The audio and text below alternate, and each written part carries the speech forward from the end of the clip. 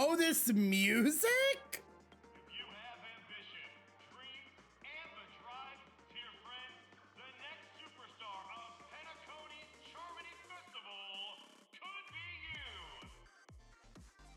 Oh, wow, they've really outdone themselves. Oh, I'm obsessed. Get excited. Behold, here come 4 friends with spirit high and full of steel. Are you aspiring to be the superstars of the festival? Is he talking about us? Yes, you!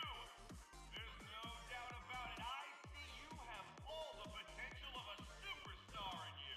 Excuse me, you four. What are you hoping to get out of all this? We're looking to fucking seal a Stellaron and save some people from death or whatever. As the last group of contestants, how confident are you in overcoming all of the challenges? Would you be open Was to that a brief exclusive Sun-Hung? interview with us? It'll be quick. Or was that Campton? Wait, was that Campton the NPC? Get out of here. I love when VAs for playable characters also are like NPC. That was great. Your journey is long and fraught with peril, yet under a sky blanketed by banners, you vie for the crown. The sword and rose! Protect the beauty! The beauty! Magnificent and majestic! Oh, this bitch is obsessed with the Drilla babes. A knight's head is hard as steel. Brother Lance's focus is stubborn as a heel. We don't all have to be winners, but if we don't have fun, we'd all be sinners. People are pouring in. It kind of feels like all sorts of baddies are showing up. Let's get in there quickly and enter the competition. Ladies and gentlemen, please make way. Make way. Coming towards us now is one of Penacony's top 10 wealthiest tycoons and the soul-glad business empire's founder, Mr. Dean. Oh, babe, you got some extra coins for me? I'm busy. I gotta. Allow me to introduce myself. I'm the director of Soulglad's factory, Dean Lena. My 4 friends, introduce yourselves to the audience across the cosmos. You know, I didn't think a business tycoon like him was gonna be suffering from scoliosis, but here we are. Hello, everybody. I'm Himiko, a nameless from the Astral Express, and these are my companions. Don't you guys need to hide your identities? Can't hide it anyways. Penacony is plastered with our posters. And because the Astral Express is so well known, the family won't dare to make any rash moves. Hello, everyone. I'm Davey, and she's March 7th. Hello, everyone. I'm the Galactic Baseballer, and she's Say Cheese. Hello, everyone. Hello, everyone. Well, obviously, I'm doing the Galactic Baseballer one. This is too funny to not pick.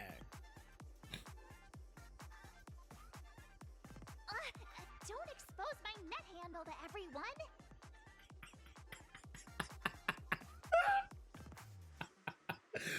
Oh, those are my favorite responses. Hello, everyone. I'm March 7th. I'm an ordinary girl who loves adventures. Hello, everyone. I'm Firefly. I am also an ordinary girl who enjoys adventures. Stop. These two next to one another? I can't. So it's a bunch of nameless guests. This final face-off is bound to be spectacular. Time is precious. My 4 friends, come with me. Grab a bottle of Soul Glad and make your dreams a blast. Well, that was unnecessary. Oh, yes! Is this it? Is this the album that I need to play this on the train? Yo, this room is crazy. This room is absolutely nuts. This is intense. This place is buzzing. That's right. This venue is a miniature representation of that time known as the era filled with boundless possibilities. What the fuck is this place? This is crazy. Grab a bottle of Soul Glad and make your dreams a blast. Nameless, your arrival reminds me of the grand occasion when Penacony was first established. I was still a young, bright-eyed lad back then, lured here by the watchmaker's ads, full of zeal and ready to make my first fortune in life. Once, during a particularly grueling day, I passed out and was resuscitated by a drink from Mr. Sousa. That sweet taste has since been etched in my mind, and that was what drove me to create the Soul Glad that we all know and love today. The dream-chasing era was truly a wondrous time. Oh, I miss those days, and the watchmaker. Scorched Sand Hall is my homage to that time of boundless possibilities. I wholeheartedly hope you make it to the finish and emerge as the next superstars of Penacony. Now then, is there anything you'd like to say before the competition officially begins?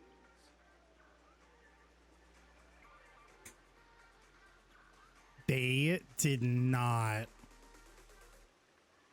There ain't no way they inserted Gojo's ass into this fucking game. Oh my god. That's peak. That's peak. Nah, we'd win. That's the trailblazing spirit. How about you, Miss March? Oh my god. Hello, everyone! Next up, get ready for the Mega March 7th adventure, where I'm going to break the speedrun world record! Trailblazing into the uncharted and challenging the limits. That's Miss March 7th for you. How about Miss Firefly? I hope that by the end of this journey, everyone will have achieved the outcome that they hoped for. Oh my god, wait, but like March's eyes and Firefly's eyes look so cute next to one another. Ah, a wonderful wish. Miss Himiko, what are you expecting from your team? Safety first, everyone. No, ain't no way they had Himiko say that. She did not look. She didn't look directly into the camera to say that. Yeah, Himiko. You above everyone else. Because I don't need your ass getting fucked up by a Hersher again, okay? Simple words, but full of warmth. Waiting for you are 3 stages, each connected to that era. The first 2 stages offer 2 distinct paths to choose from, with unique challenges on each route. And in the last stage, you will face off against a champion who has defended the title to this very day. A beloved contender whose noble virtues are unrivaled. Those are the rules. Simple. Everyone clear? Now, I hereby announce that the 33rd Scorched Sand Festival of the 20th season, sponsored by Soul Glad Enterprises, has started. Everyone, as the Charmony Festival is drawing closer, we must reach the end as quickly as possible.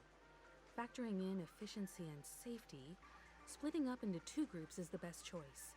March and I haven't known Miss Firefly for too long and aren't overly familiar with her.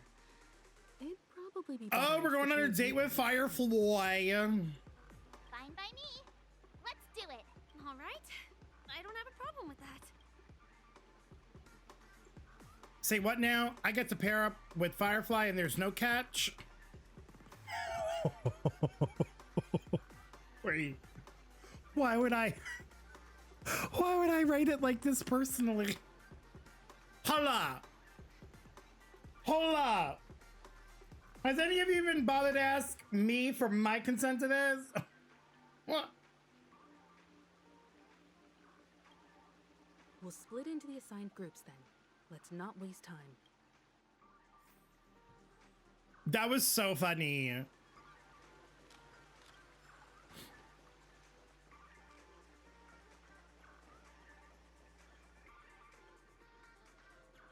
Welcome to the first stage of Soul Glad Enterprises' 33rd Scorched Sand Festival of the 20th season, Dream Play Fantasia. That's a mouthful. In this stage, you can choose between two challenges: the School of Acting or School of Action. In the School of Acting challenge, you have to complete 3 performances from 3 scripts and move the panel judges. In the School of Action challenge, you have to defeat 3 groups of enemies convincingly and reach the end. Now, make your choice.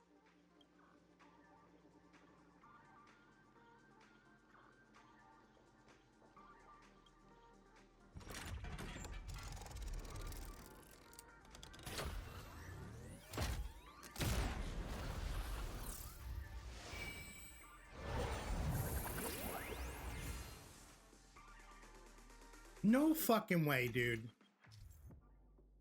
That was crazy. Click the button on the tracks and select a challenge arena to go to.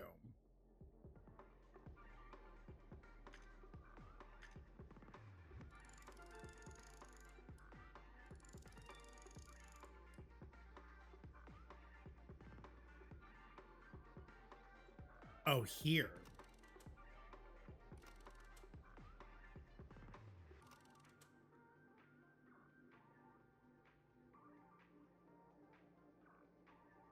Do I want to do the acting challenge or the action challenge? I'm going to do the action challenge because it gives us an excuse to like listen to Robin sing in battle. On the stage, welcome to the arena of action stars. Competitors, allow me to introduce the rules of this challenge to you. There are a total of 3 stages up ahead, each with their own challenges. The enemies you will contend against are antagonists from the film Once Upon a Time in Dreams. Defeat them swiftly and decisively to set a new record. Period. It's worth mentioning that the fastest time for this stage was achieved by a contestant with fiery red hair. Astoundingly, he overcame all enemies across the 3 stages in only 5 minutes. Oh? Time is of the essence. Let's make this quick. Oh my god, was that Luca or Argenti?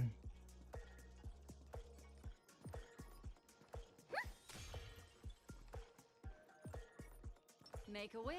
Let's wait. Let the show begin. Contestants, you are about to confront the monsters of the primordial dreamscape. During this period, Penacony was nothing but a barren wasteland. That's a dog, girl. The dreamscape was fraught with strife and disorder, with memory zone memes running rampant. As dream chasers who've come to Penacony, defeating them is your first step towards success. All the Soul Glad is ours! Don't even think about plundering the Soul Glad from us! The bubble hound who's been forced to play a monster. Help. Repay. May song bring us victory. Harmony and unison. Are those gumball machines?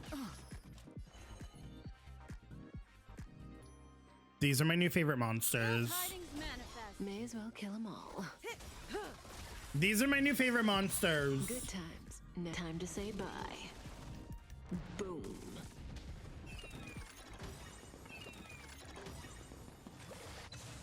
Wait, they give you a gumball that boosts your shit? My Soul Glad! Pretty simple. I just hope these tests don't take too long. How?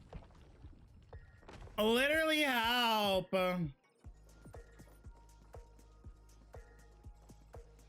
Congratulations on becoming the first group of Dream Chasers! Answering the call from the Watchmaker, you are disappointed to learn that Penacony isn't paved with gold. Resigned to your current plight, you start from the hierarchical dredges, biding your time for a chance at success. Just as you're about to give up, a downpour sparks a business idea. You enter the umbrella business! But just as things are looking up, you encounter a competitor. Defeat them and emerge victorious from this trade war. These like scenarios that they have like set up are too much. Is our opponent Soul Glad? Because this is Soul Glad Enterprises' 33rd festivity auditions of the 20th season. Isn't this just product placement? To safeguard the integrity of Soul Glad, I will soar high into the sky. This is so cheeky. Whoosh! Whoosh. Dangerous thoughts. Resonate all together. Eternal sleep. The Dead return! Memories are beneath the waters lies an endless abyss. Night. Stars echo. Welcome to my... Ill fate descends. May as well kill them all. I'll Good see you times. off. Never time to say bye. Boom.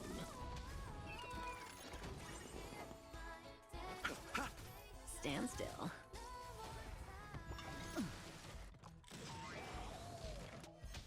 Nor. Ill tidings manifest. Say bye to breathing.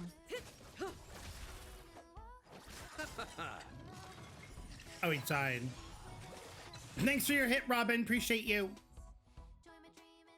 The world kisses me with pain, and I provide with Soul Glad in return. Whoosh! Whoosh. That's so.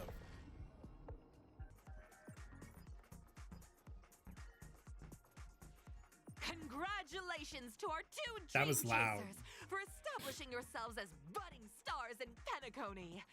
However, now you face a competitor selling at low prices, pushing you to the brink of bankruptcy. They're dinosaurs with chef's hats on. No matter how lengthy the battle, you always persevere. Topple this powerful opponent, and the tides will turn, paving a way to success. None will take my Soul Glad away from me. I will use the transmutation. Little beyond overcooked. Turn into a dinosaur. Oh, dinosaur. Did they just reference the transmutation arcanum? Oh, you know, Don Hung is somewhere. Don Hung heard that wherever he is right now and literally twitched. Grab a bottle of Soul Glad and make your dreams a blast. Grar! Dangerous thoughts. Resonate all together. Eternal sleep. The dead return! Ill fate descends. Beneath the waters lies an endless abyss. You know what I love about Robin? You chose the wrong enemy. Stand still. Is that all my people went? Now I get to go again, babes. Good times. Never last. Time to say bye. Boom.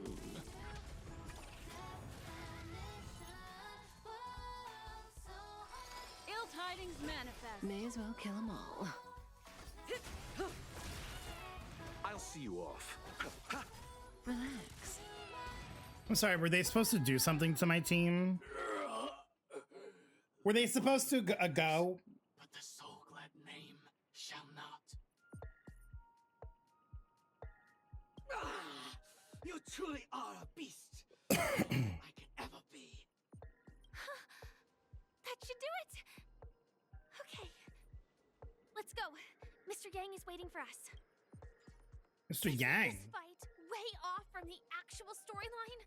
Transforming into a dinosaur isn't imaginative enough for you?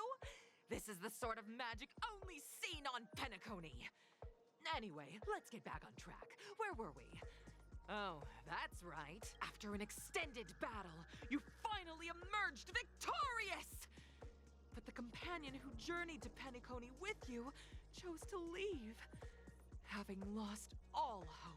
In the years that followed, you encountered each other once more on the prosperous streets of Penacony, but dared not call out to one another. Is this Yukong's VA? Into the lingering regret of every dream chaser.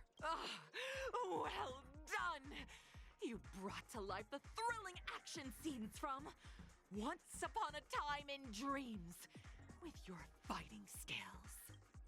Kinda sounded like her. Let's hurry up and get to the next stage. Oh, we're running, babes. I'll come back for that treasure chest later. Congrats to both of you for clearing the stage, but more importantly, are you having fun? Fun is more important than success. Look at the time. You finished much faster than that red-haired contestant did. That red-haired contestant?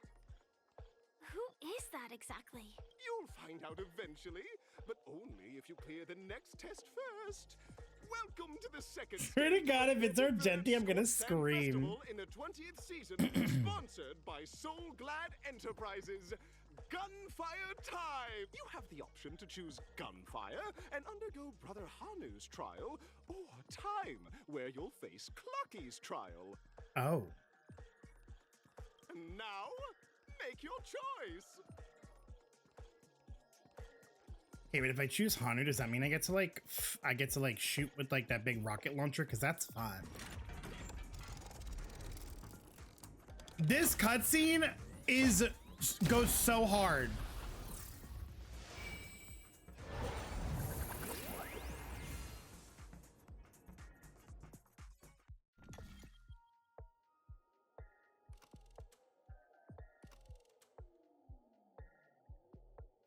Let's do gunfire trial. Yeehaw!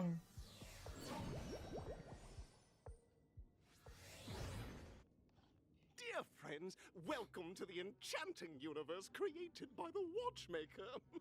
Awaiting you is the morally dubious yet ever charming character from the animated Clocky series, Hanu! It is said that these cartoon characters were inspired by the Watchmaker's own experiences.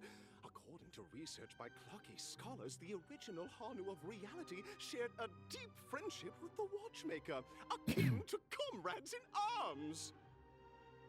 Enter into the world of Hanu via the TV by the entrance and partake in an enchanting and suspenseful story with him. Good luck in there! If it's a gunfire trial, we should be able to settle this with a fight, right? I hope this won't waste too much of our time.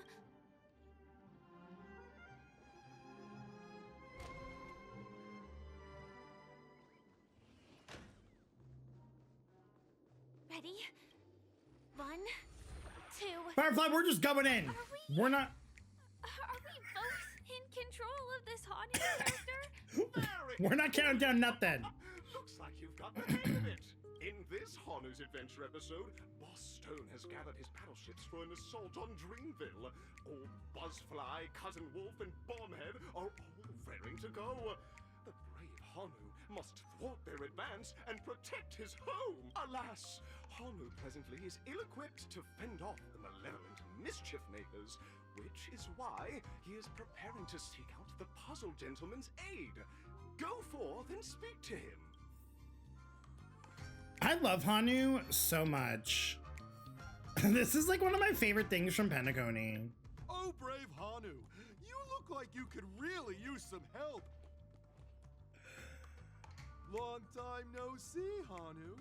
You look pretty stressed out. How about an intense and thrilling game of Dream Jigsaw to blow off some steam?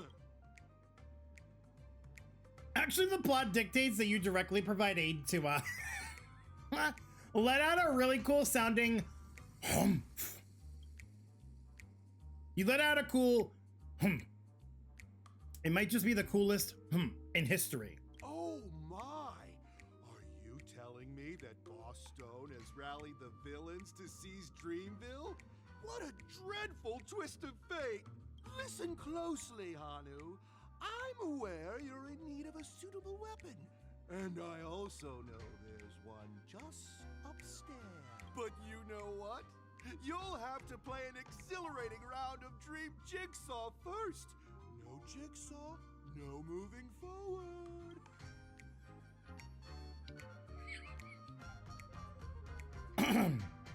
I'm gonna keep doing it. Listen, if I'm gonna play as Hanu, I'm gonna get into character, babe. You make a cool Only someone as cool as you could produce a cool perfection. Now scurry along, Hanu, but tread carefully. Two ne'er-do-wells are also eyeing those jigsaw pieces. Either outsmart them with the quick knockout, or ensure they don't catch you in the act. I can't wait to see you finish the dream jigsaw. Best of luck, Hanu. Let's stay alert and make sure those monsters don't spot us. Oh no.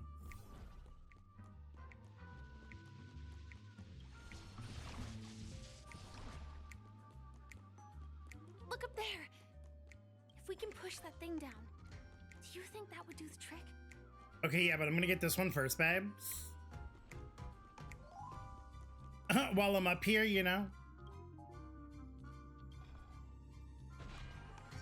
Ate him up.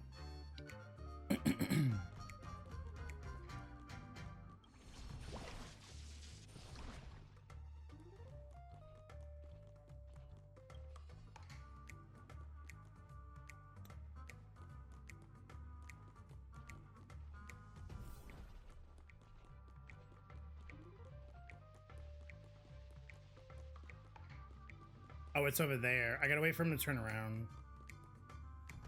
Can you go the other? No, that's the wrong way. I'm running. Finally, that's all the jigsaw pieces. Let's hurry back. That was close.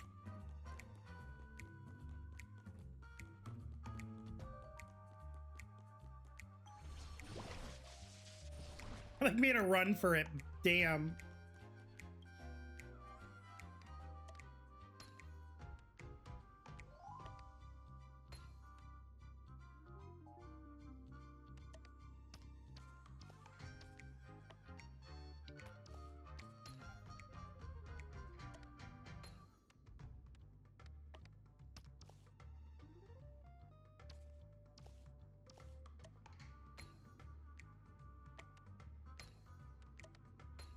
Yay! The exquisite sensation of... Hurry now, Hanu. Touch that TV set and transform back into your old self.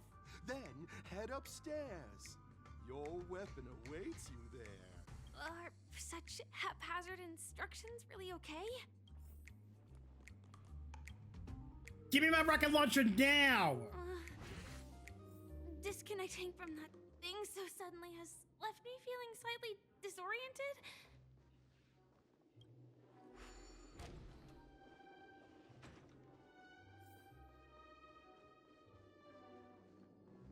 Is that Hanu?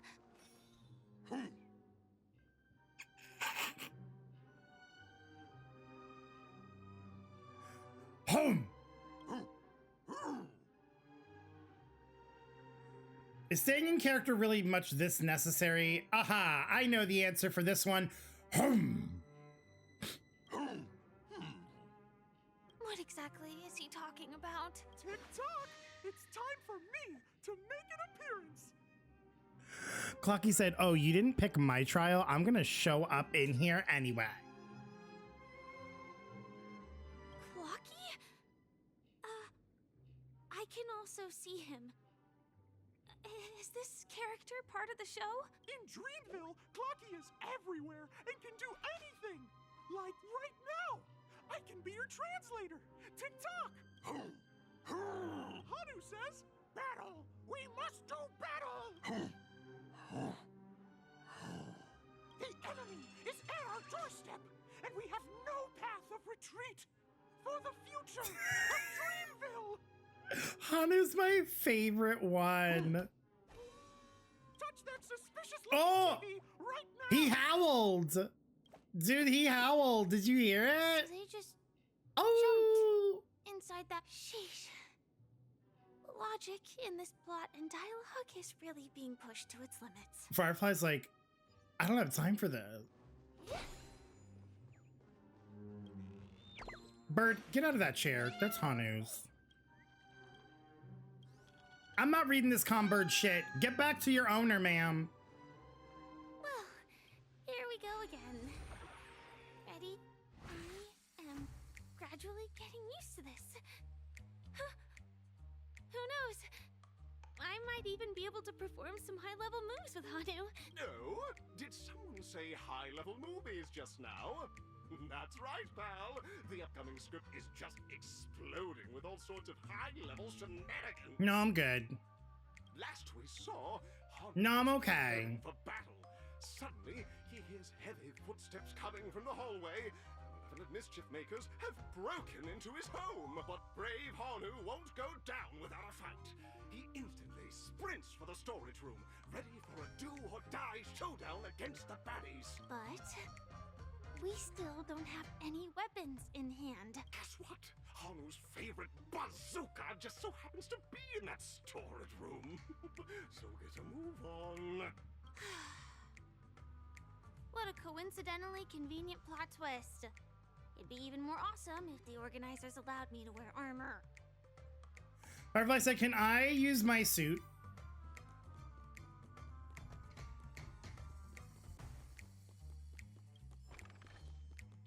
Bum, ba, bum, ba, bum, The storage bum, room. bum. It's behind the shelves, right?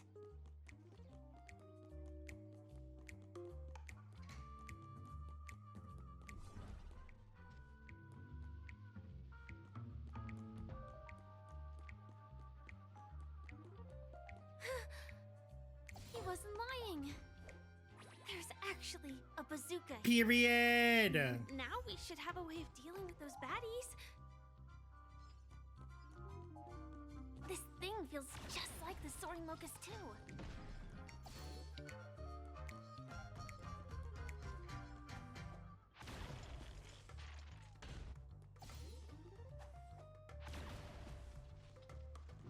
I love the bazooka so much.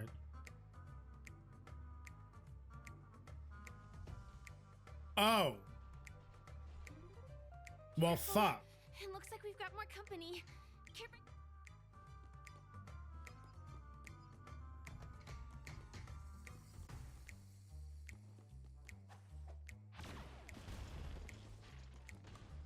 Ah! It just defeated all of them. More?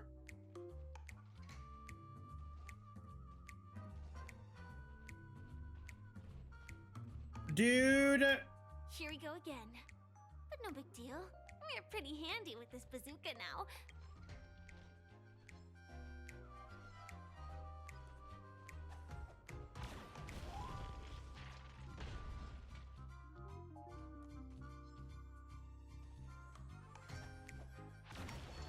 Bitch. Bitch.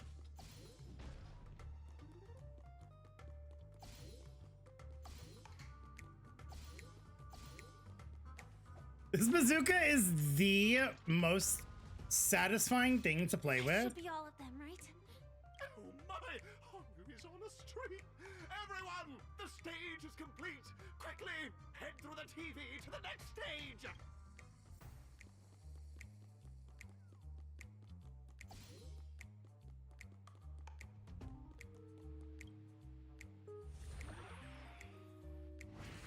Well, that's that.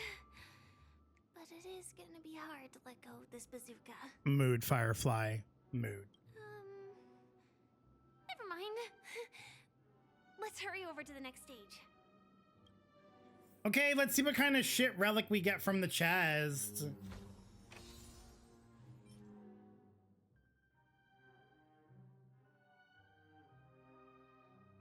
Oh.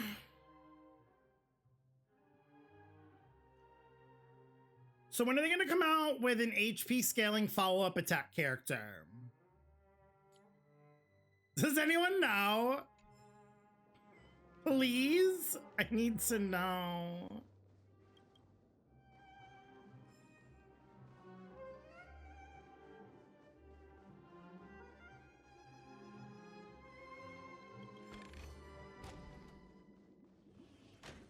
Surely soon, right? Surely. Congratulations to both of you. Oh, you've overcome all obstacles and proven yourselves. But, unfortunately, there is only one who can be Penacony's festive superstar. In the final stage, you will face the defending champion. If you fail, you will lose the opportunity to become the festive superstar. Welcome to the 33rd Scorched Sand Festival's third stage in the 20th season, sponsored by Soul Glad Enterprises Superstar Showdown. I'm sorry, but like,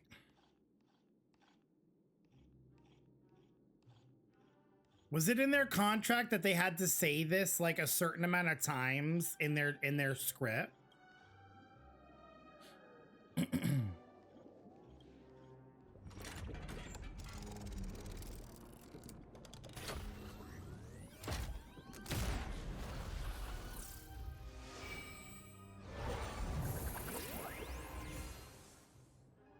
So satisfying. Showdown Arena 2 or Arena 1? That is not helpful. I guess we'll just go to Arena 1. Like, what's the difference?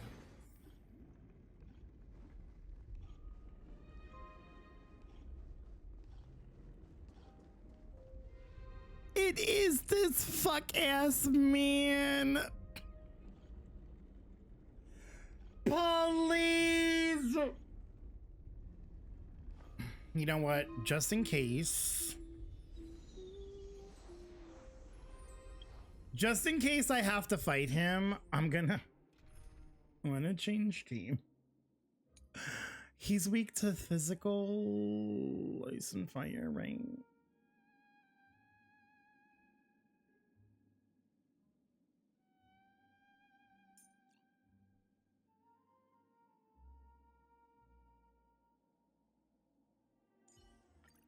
Himiko! I'm sure I can learn a lot from you.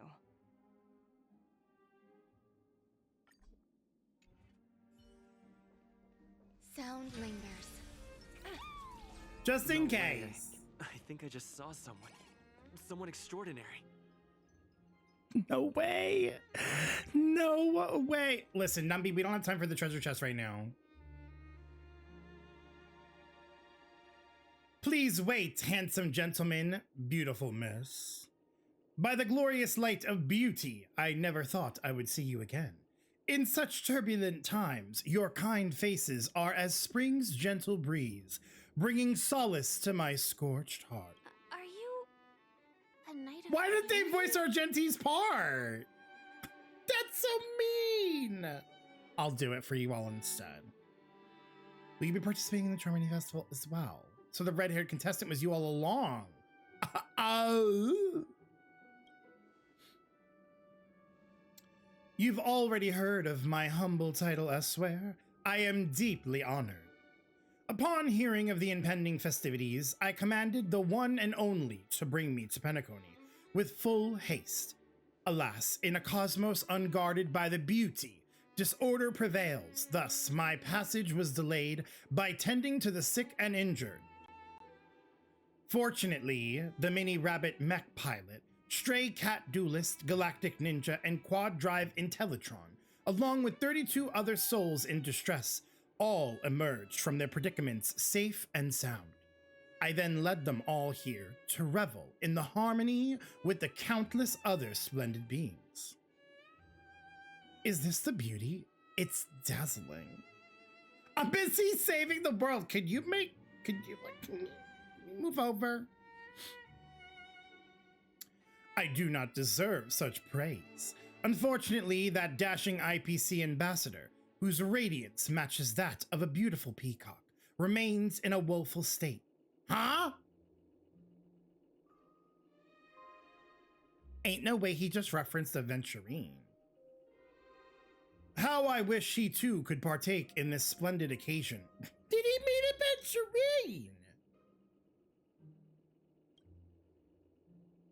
Okay, let's get back to business. Since fate has brought us together, it stands to reason that you both seek the accolade of the audition's victor, correct? Though upon arrival I was once mistaken for a towering, silver-armored fugitive with fiery red flames, due to my lack of eloquence, it matters not, for all these trials stem from the land of dreams' beauty. What matters is that I now stand before you. Our paths have crossed. I, Argenti of the Knights of Beauty, am humbly requesting for a battle in the name of the Code of Chivalry with you both. If I am fortunate enough to emerge victorious, kindly grant me passage to the crown of victory and recognize that Idrilla the Beauty is the most peerless beauty of them all. Okay, well. Existence is unity. Oh? I just... Slice like a good, my friends. Indulge yourselves! Bear witness.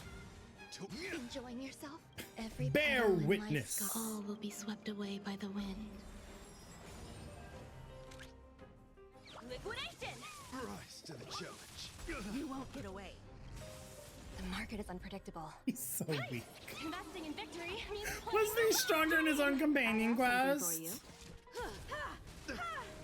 Maybe I'm just used to fighting him in like Golden Gears. In the mood for another beating? Let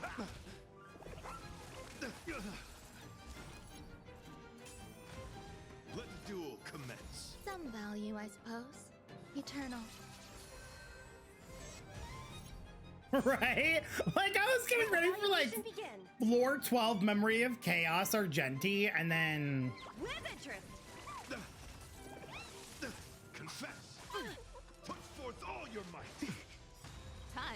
Okay, well, he's still pretty strong. The heavens, and I'm no exception. He's still pretty strong.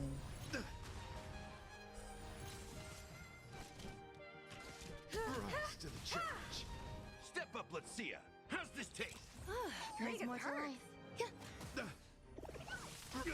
You won't get away. That's enough.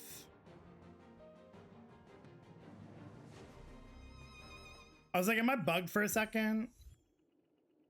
The ultimate is eternal sincerity. Beautiful, beautiful. Truly a captivating contest. It is through you that I realize to uphold the honor of Idrilla, I must further hone my skills. What a beautiful lesson indeed. Go forth, my dear friend. Beautiful miss. The audition crown is yours to claim.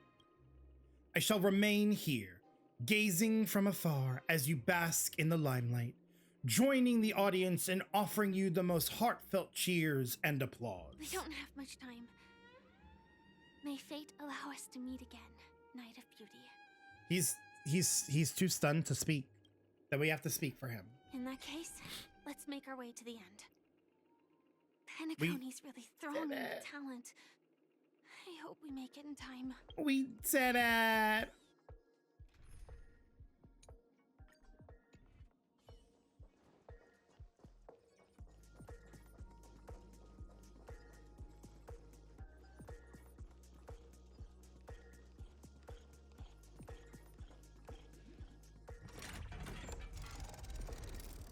The final one.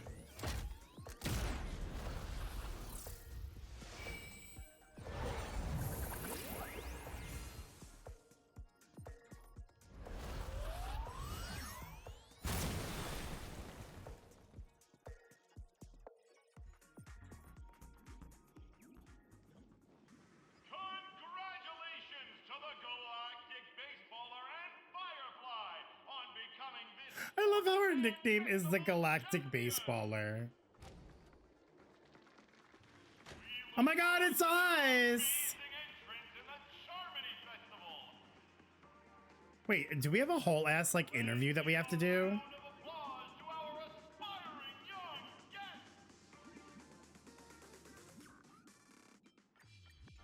show begin. Sorry, I had to. Even though I was out of like skill point. Congratulations to the both of you on becoming the festive superstars of this year's Charmony Festival. Before entering the Grand Theater, That sounds like Sunday. I, on behalf of the organizers, extend my sincere Babes, congratulations to you. please. Wishing you joy under their radiance. Please. What are you doing here? You already worked things out with the Dream Master? All I get are sincere congratulations. Where are my stellar jades? Where are my stellar jades? No, T.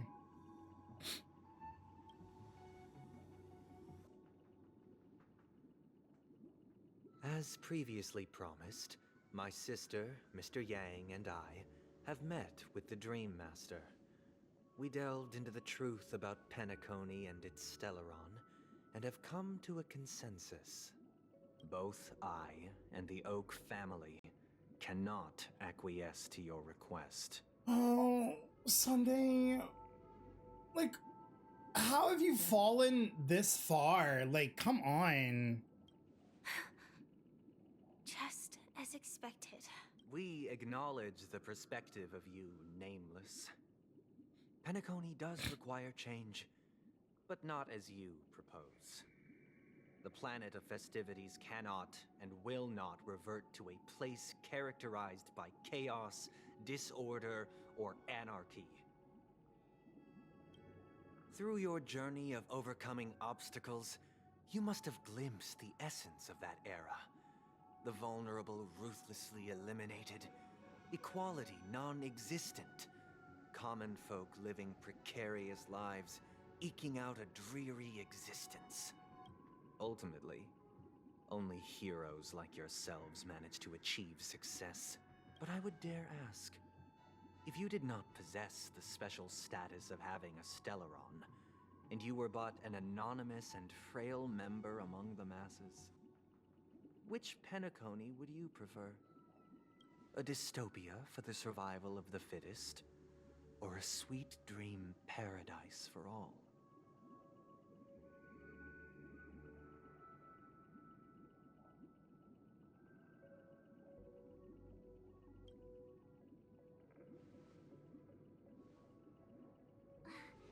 That's not the point.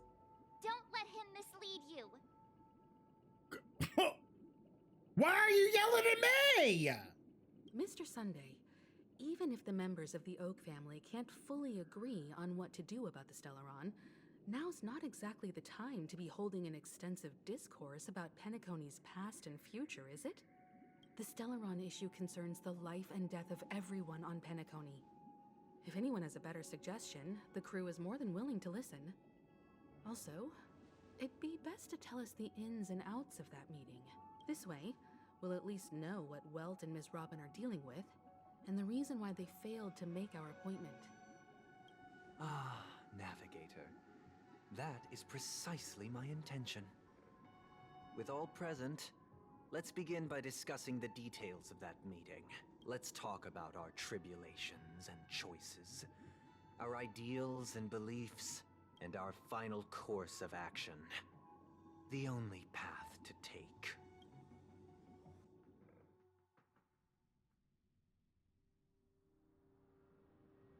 You mean to say that for the longest time, there have been scoundrels who would use the Charmony Festival that I have bequeathed to the masses as a tool to realize their ambition? Indeed, Dream Master.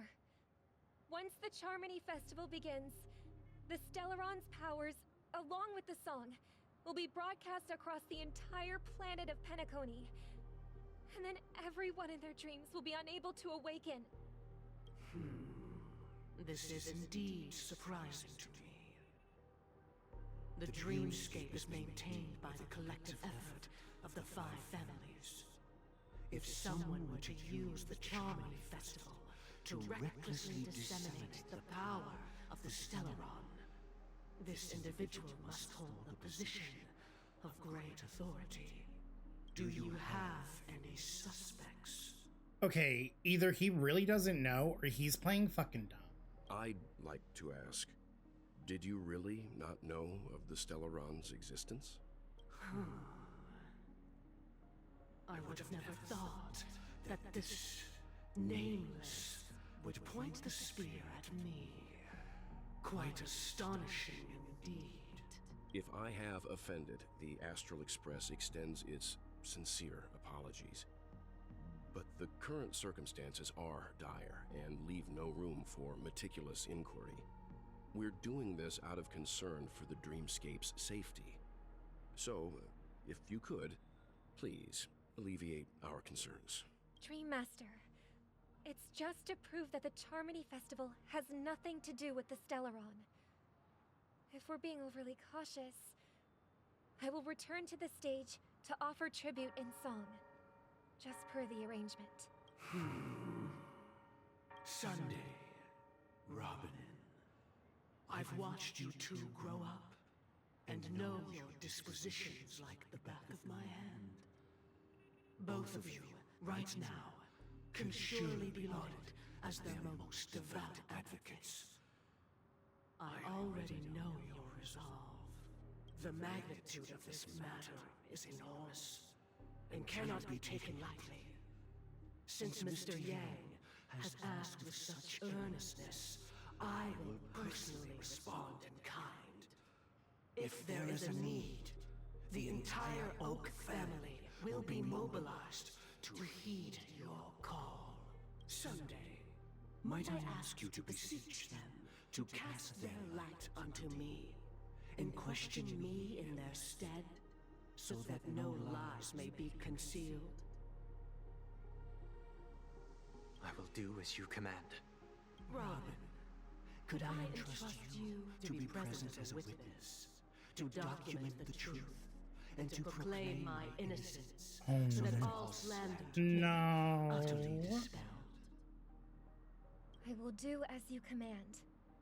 May thy will be carried out on earth, just as it is in the heavens. There's no way that somebody who's guilty would go through all of this just to prove their innocence. Oh, triple-faced soul, please sear his tongue and palms with a hot iron, so that he will not be able to fabricate lies and make false vows. Let us begin. There is nothing else to prepare. Understood. Question. Have you devoted your life to your god, never worshipping other gods? It's not specific enough. Naturally. Do you love your god as you do yourself? Always heeding their admonishments? Oh my god. Naturally. Have you strayed from the path expected by your god, betraying their name? Never. Have you ever been inordinate with your asks of your god, coveting more than the foundation of the creation itself? Never. Then, a final question. Do you swear to fulfill all vows, past, present, and These future? questions are so not specific. They're definitely not talking about Sheep-A. There's no way. Never mind, somebody who's guilty would go this far because they obviously have somebody on their side who will cover for them. With the Eon as my witness, if I do not deliver on my words, or if I renege on my vows, may I be cursed in accordance with divine law. They have seen your faith, and have endorsed your faith. With this, it can be evidenced... Just a moment. Thank you, Welt! Thank you, Welt! Catch that shit out immediately! What is it, Mr. Yang? I have another question I hope to have answered. To my understanding, the family's harmony and prosperity have never relied on so-called divine laws. The god you both mentioned. Are they truly Shipe? Thank you! Thank you! Ask the question! Ask the question! Yeah. Mr. Yang should know that Yeah. those belonging to the family Yeah. toil together as if they were kin, embracing solidarity and unity under their light. All duplicity is laid bare before the harmony. Such a delicate and complex symphony. Which other god could perfectly harmonize this, if not for the great one, Shipe? Perfectly harmonized. Therein lies the problem. It isn't an outsider lurking in the shadows who changed the harmony, but a dissonance that has surreptitiously emerged from within this very symphony itself. In the distant past, there existed an eon. With one flick of the wrist, they crafted the laws of the cosmos. Their followers formed the Beyond the Sky Choir, spreading solemn and reverent hymns throughout the universe. Later, they fell. The route traversed by this eon clashed with the harmony, ultimately being absorbed and fused into it. The chorus that once reverberated across worlds fell silent, and when it echoed anew, it was transformed into the hymn of harmony. Though an eon may perish, paths with no masters still linger. In the all-forgiving harmony, echoes of bygone dissonance may Dude, it's the way that they were dropping all the Akavili thing, oh yeah, because as Trailblazers, we still follow the path of Trailblaze, even though Akavili is dead as hell. Mr. Yang, being overly astute can be a detriment. Especially when you find yourself alone and without allies. So this is how it is. For the sake of our grand cause, Sunday, please afford these two an opportunity to rest. What?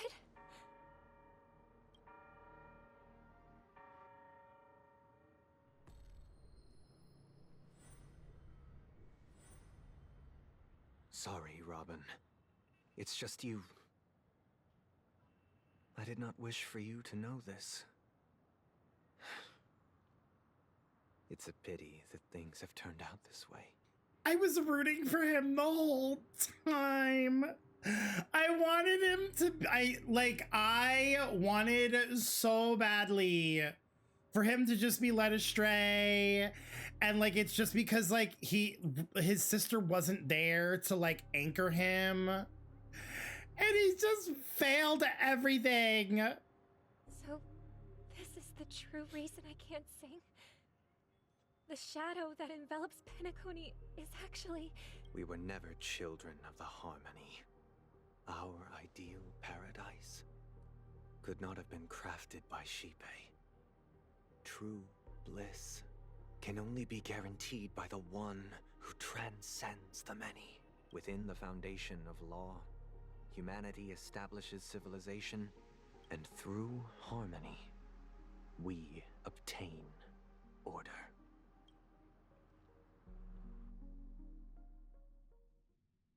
Unbelievable. To think that there would be remnants of the Order on Penacony. You know, Enna just can't fucking accept the fact that they fuck-ass lost to the prettier fucking Aeon. Just accept it, you puppeteer-ass, orb fucking whatevering-ass bitch. What have you done with Mr. Yang and Miss Robin? Don't worry.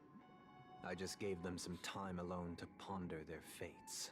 You should know that these actions make you an enemy of the Astral Express. Should we need to stand against the Nameless, it would only be myself and the Oak family involved. But we haven't reached that point yet, have we? Your efforts for the justice of Penacony are evident to everyone, and have been widely observed. You want to talk terms with us? Smart kid. you're just as sharp as the other one. If it is the Order that drove you to imprison Welt and Robin, and you're using them to coerce our compliance, then there'll be no point in entertaining any type of discussion. You're mistaken, Miss Himiko. They are in very safe hands, and just as the family has always proclaimed, no one can be harmed in the dreamscape, least of all in the beautiful new world belonging to the Order. Penacony and the entire universe have witnessed far too much innocent bloodshed. The strong wield their blades against the weak, and the victors push the vanquished to the brink of life. Natural selection. The world abides by this principle, establishing the well-being of humanity atop the corpses of the downtrodden.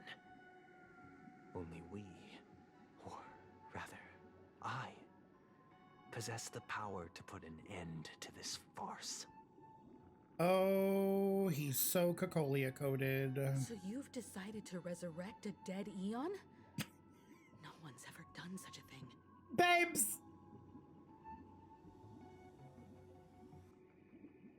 No. No. If Miss Himiko is interested, let's draw back the veil and speak candidly. I've always firmly believed that people can understand one another through peaceful means. Like, I thought I was delusional, but like... I'm willing to divulge the unembellished truth as to the intentions of the Order's Pathstriders, so that you will make better judgment for the Astral Express, for Penacony, and for this stretch of the universe. Words can hardly do justice to the beauty of that ideal. So, come with me, everyone. Let us retrace our steps and see once again where this road leads. Huh? Where'd he go? Welcome. This isn't any location in Penacony's dreamscape. It's my inner world. The reason the scenery before you remains unchanged is because your consciousness has drawn on similar concepts to fill in the gaps. Who in their right mind would expose her and herself like this? Well, he obviously doesn't care about that. Did you do the same to Welt? It's a tuning process. Stronger in effect and more draining on the mind. The gray-haired guest has experienced it before, so he should understand what it entails. Tuning allows you to intuitively grasp my feelings, which also means that I cannot hide anything from you. Now, everyone, please look at the huge screen. The road we once took begins here.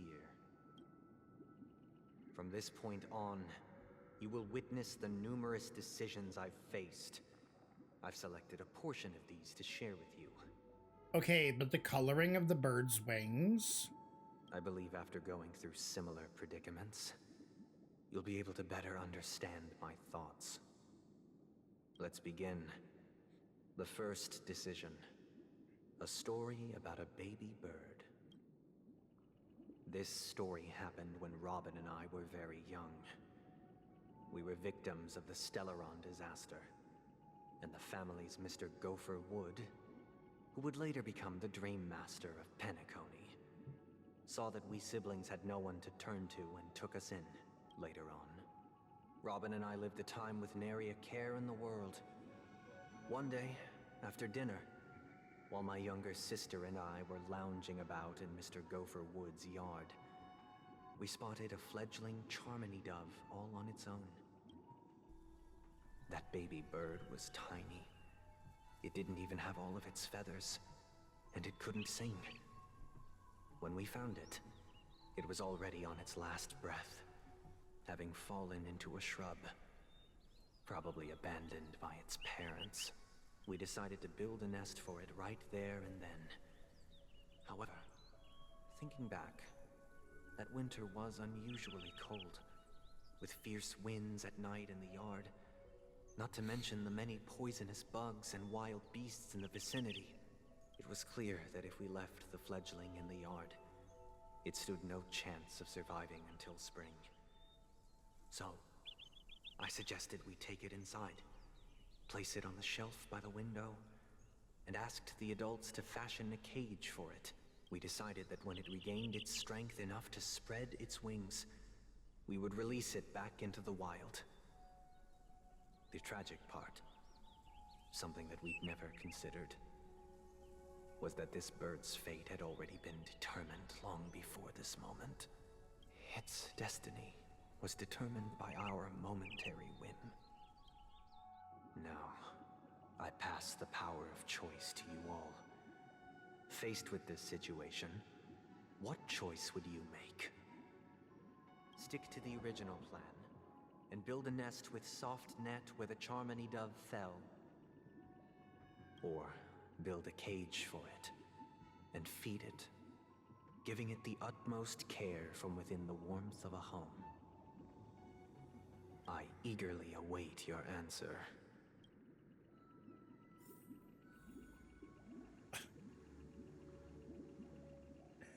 I can't do this. I can't. I can't do this.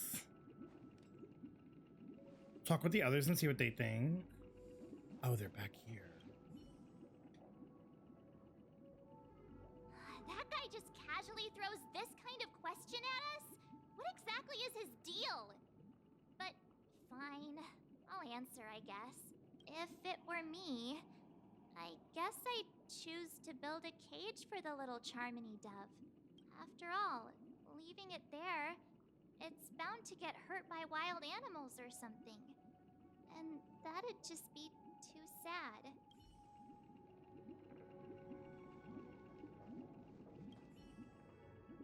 It looks like he really has no intention of imprisoning us. If it's just a quiz, I suppose it's fine to humor him. Back to the question. I would personally choose to build the little Charmony dove a cage. No special reason. I do think that a fledgling should have the right to fly into the sky. But if it can't even live to that point, then there's nothing to talk about to begin with.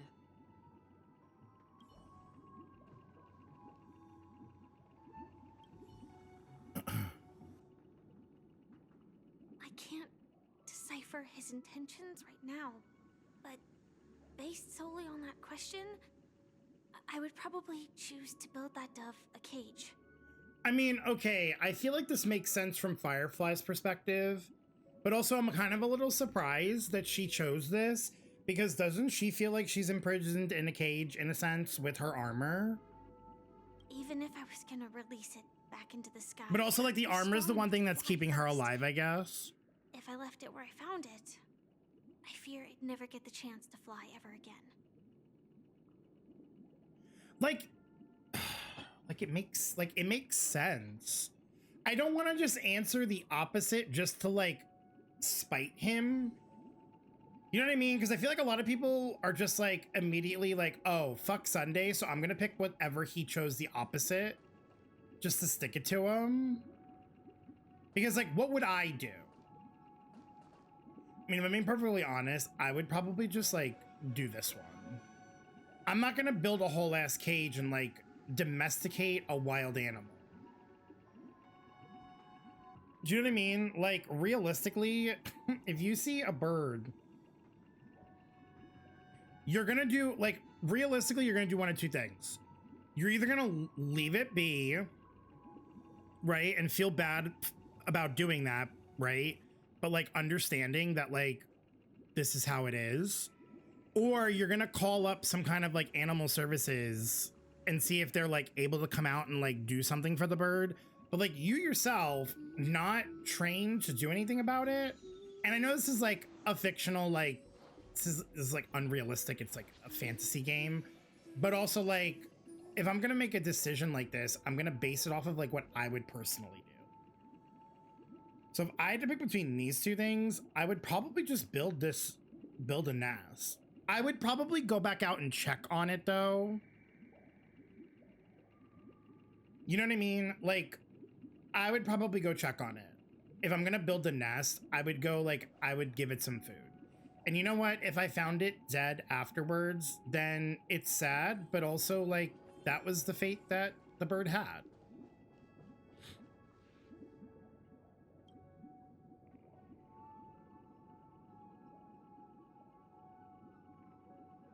Interesting.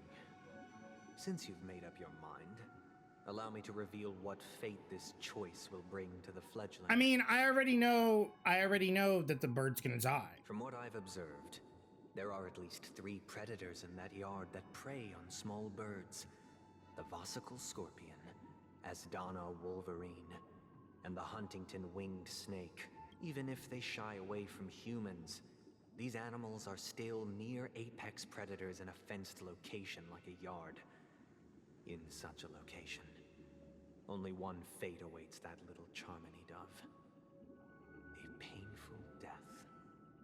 Right. And you caged the bird, and then Robin released it, and then it flew away, and then it fell and died anyway. Also resulting in a painful death. So really, at the end of the day, no matter what choice we chose here, this was the inevitable outcome.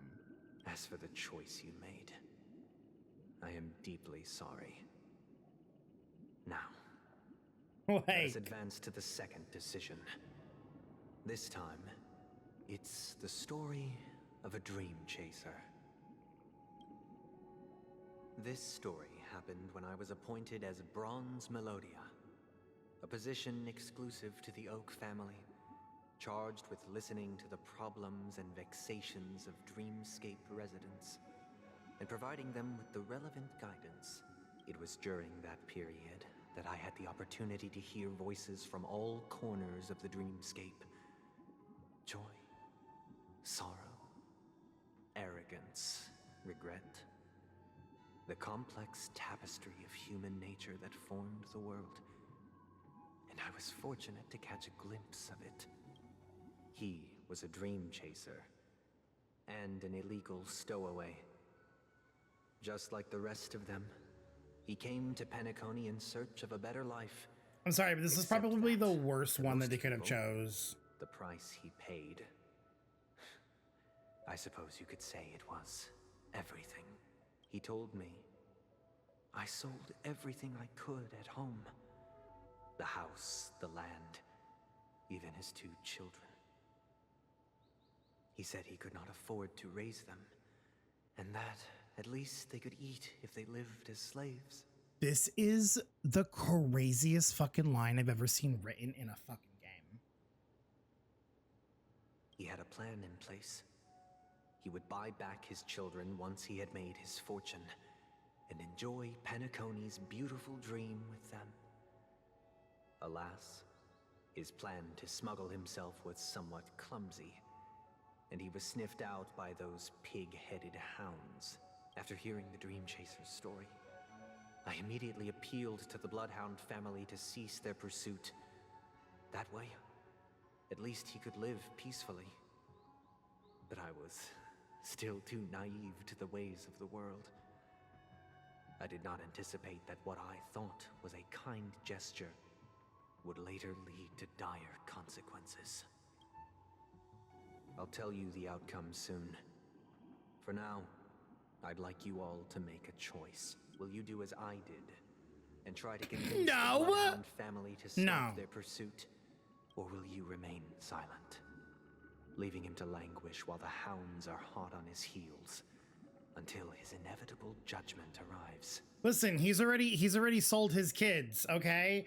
Like, unless we're going to get the kids back, unless we're personally going to get the kids back to save them, and even then, I would rather just have somebody from the family adopt those kids than like have some fuck ass shitty dad take them back. I look forward to everyone's decisions. Who knows? Perhaps they might even alter the outcome of this tragedy.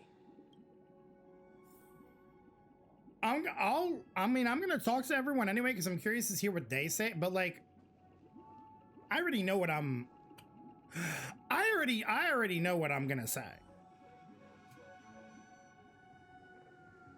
This question, surely it has some connection to the baby bird story. And this connection is precisely the breakthrough Sunday aims to use to persuade us. I'd probably choose to ask the Bloodhounds to cease their pursuit. Oh my god. This is where he's gonna trap us.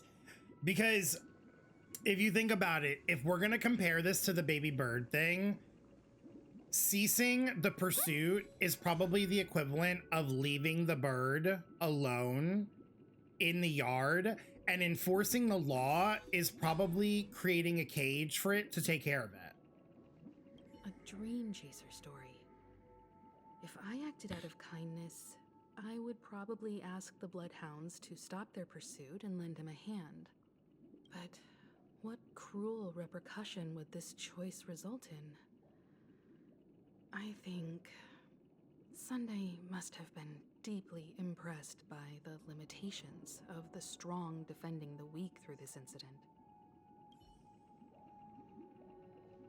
Are nobody gonna think about the kids in the situation? It seems illegal stowaways are really quite common on Penacony. But that guy in the story... Thank you, March! I don't think he deserves any sympathy at all. Thank you, March, for having, like, the only sense. I'm sorry, Himiko and Firefly, but, like, March is the only one that makes sense here. He sold his kids to chase a dream. Even if he intended to go back for them, it's still insanely irresponsible. With that thought, there's only one choice. Let the Bloodhound send him back home. This person deserves to be punished. Yeah, like, listen. And as somebody, I feel like I'm a pretty, like, empathetic and sympathetic person, but that's fucked. I'm sticking to my guns. It seems you, like me, are pondering whether a different choice could have led to a better outcome. Sadly, his fate would only be more tragic. Bro, I don't care about a better... The better outcome would be getting the kids back and making sure that they're not abused. Say he never gets caught. He would only die from delirium. The methods with which illegal stowaways enter dreams are unorthodox. Not flawless like the hotels. Living in the dreamscape would be a mere pipe dream, should he be apprehended. Could the hounds afford to turn a blind eye? The answer is a definitive no. They couldn't bear the resulting consequences, and thus wouldn't dare extend a helping hand. As to your choice, I once again offer my heartfelt apologies. Next comes the third and final decision, and the story this time is my own. This story happened the day I was appointed the Oak family head. At that time, Mr. Gopherwood was the current Dream Master, and as per his wish, we had a private conversation. What surprised me was that the Dream Master had only come to deliver a letter to me. He let me read its contents, and it was a letter from my sister. The letter contained the usual pleasantries, anecdotes from her travels, nothing out of the ordinary.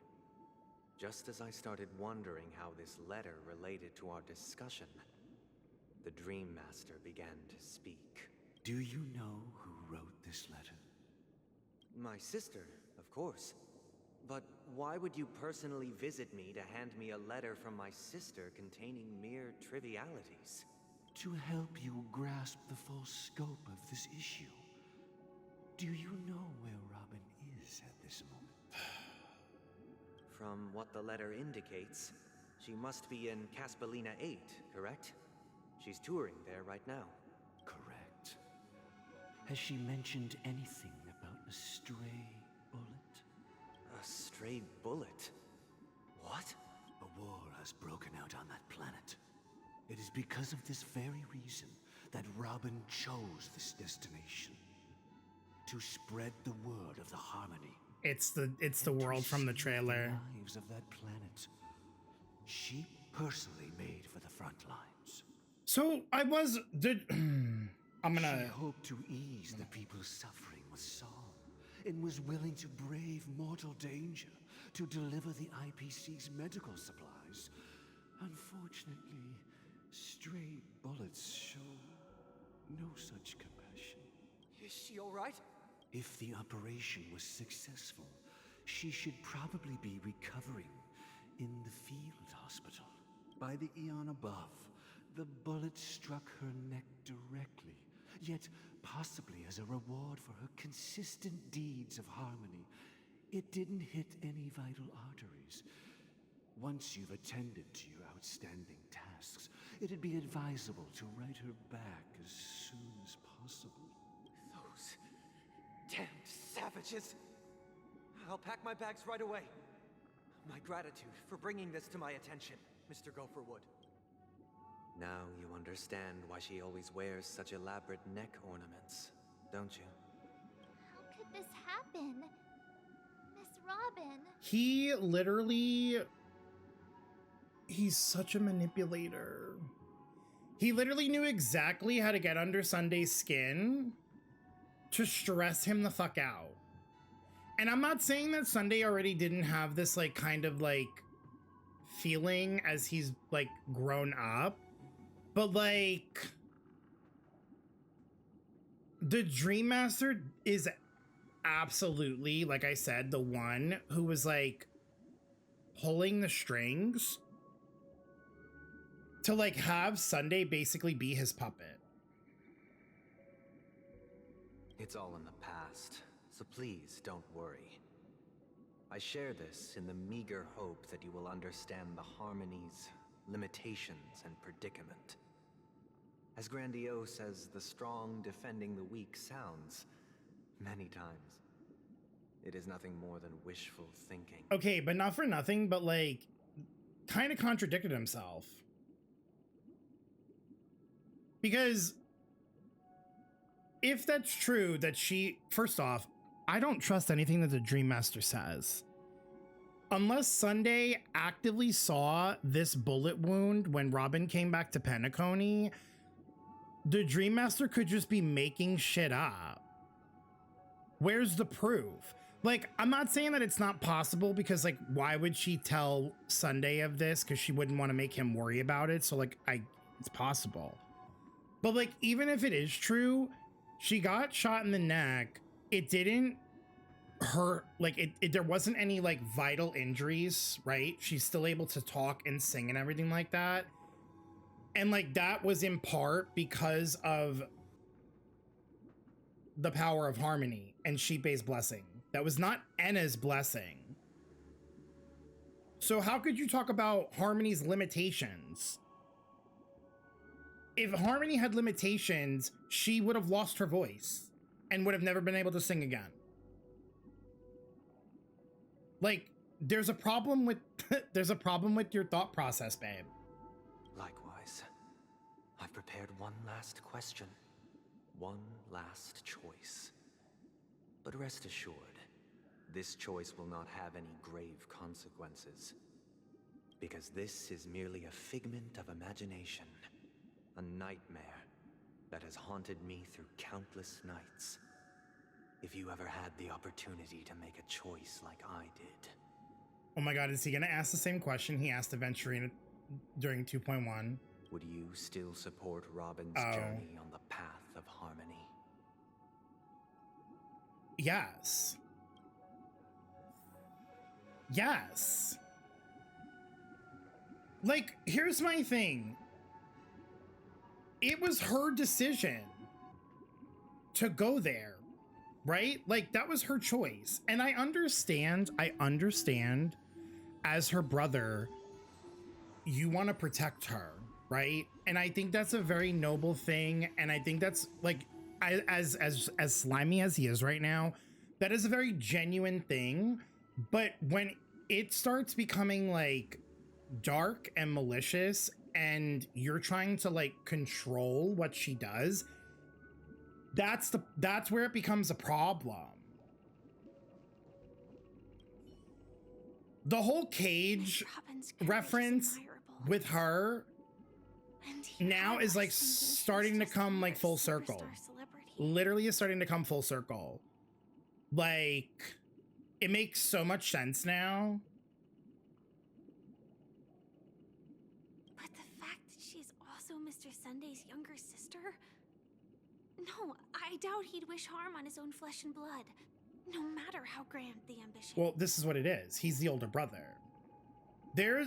I'm not saying it's for every sibling, but there's like this. Sometimes as the older sibling, you feel like it's your obligation to protect your younger siblings. And for most people, when you get to a certain age, you like learn to accept the fact that like everyone's adults now and they can make their own decisions. And obviously you'll still be there for family and everything like that. But like your obligation to protect is like done because you're not children anymore. So like I get it, but like he clearly missed the memo. And honestly, I really feel like if they still had their mother, or if they were adopted by a different family member who wasn't so manipulative and controlling themselves, I think he would have grown up with a different mindset, to be honest. I think he still would have had the concerns, but I think he would have understood Robin and like her choices a lot more.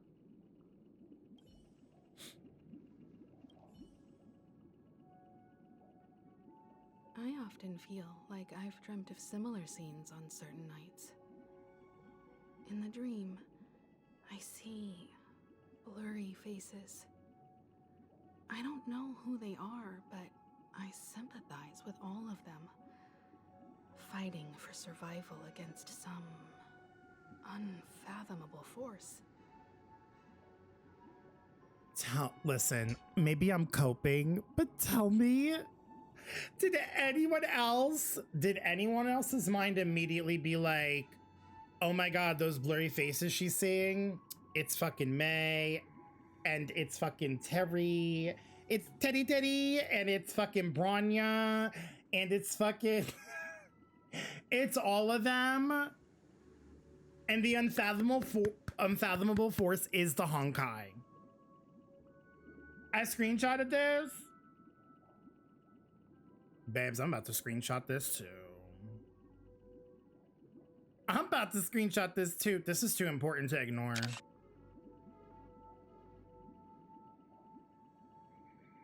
Yeah. I'm gonna save that for like a later point, I think, because I don't want to do spoilery stuff on Twitter for at least a week. But I need to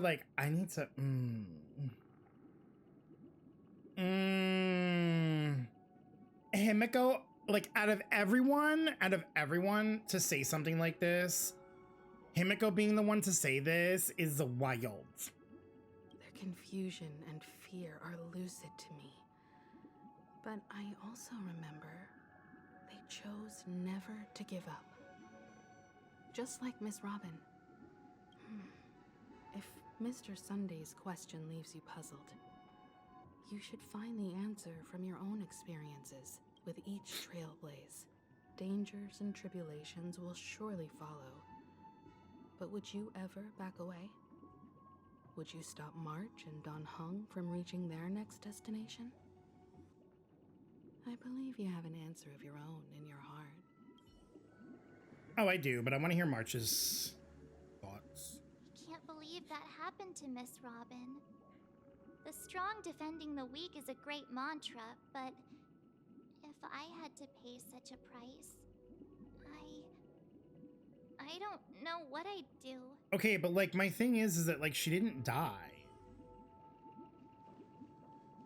Support Robin to go on her journey? No, yeah, we're like, yeah. I see. I am now aware of everyone's stances. Raising these questions merely serves to illustrate one point. The plight of Penacony cannot be salvaged by the Harmony. The true foundation for a sweet dream paradise can only be established through the Order, where the strong govern the weak. I know the suffering of being tormented the turmoil of losing your way, how sorrow and even despair set in when matters don't work out. All of this causes me unending pain, because this is not what happiness is at all. We must teach the weak how to live a happy life. And this life isn't some noble propriety that the upper crust preaches, but in definitive terms, a way of survival that belongs to everyone. So what is your definition of living a happy life? Good question. Human consciousness is fundamentally an illusion, a cage known as self-worth. People lured in by this illusion make mistakes, yet still ask that external influences bear the burden. When one mistake after the next permeates the masses, they become impossible to trace. Thus, the amassing of these individual cages culminate to form a prison, a place dictated only by the rule of survival of the fittest. Nature is always accompanied by predation and sacrifice. Its antithesis is known as order. That is what I want to do. Unite people's happiness under the banner of order. They won't need to make bitter choices any longer, nor face the weaknesses of humanity. They can cast aside their primal instincts to build a haven for mankind. Simply describing thoughts is far too abstract, so allow me to provide a simple example. As you all may know, there are societal norms like weekends and long weekends that exist on some worlds. During these hard-earned rest days, people are given the chance to extricate themselves from the stresses of everyday life, allowing a certain tranquility to return to their souls. And it is only on these days that people do not have to adhere to the law where the strong prey on the weak. They can live out their lives happily during these brief intermissions. It's just a pity that 2 or 3 days are still too fleeting compared to the span of a lifetime. Yo, he's like,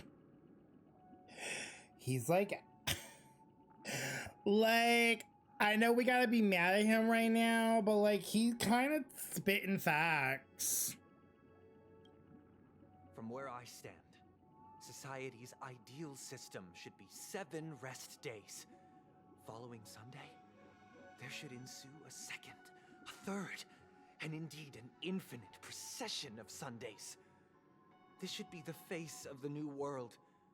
Idyllic, eternal, peaceful days. You know what? Maybe he's making some points. Where do I sign up to be part of the following of End of the Order?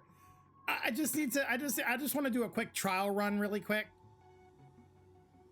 Just a little quick trial run because like those extra rest days sound kind of nice.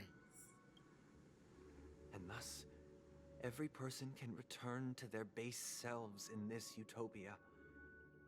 Some gaze in reverence at the stars, pouring their whole beings into calculating the distance between us and the isolated world of Pagana.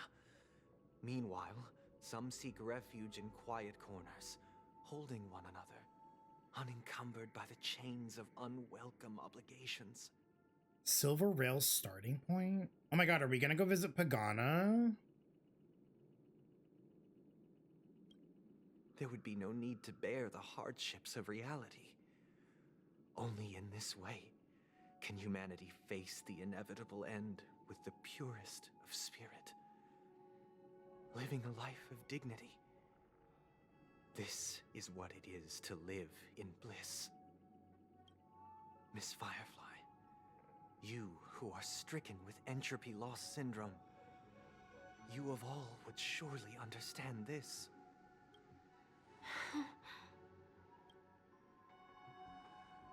It sounds like a flawless theory.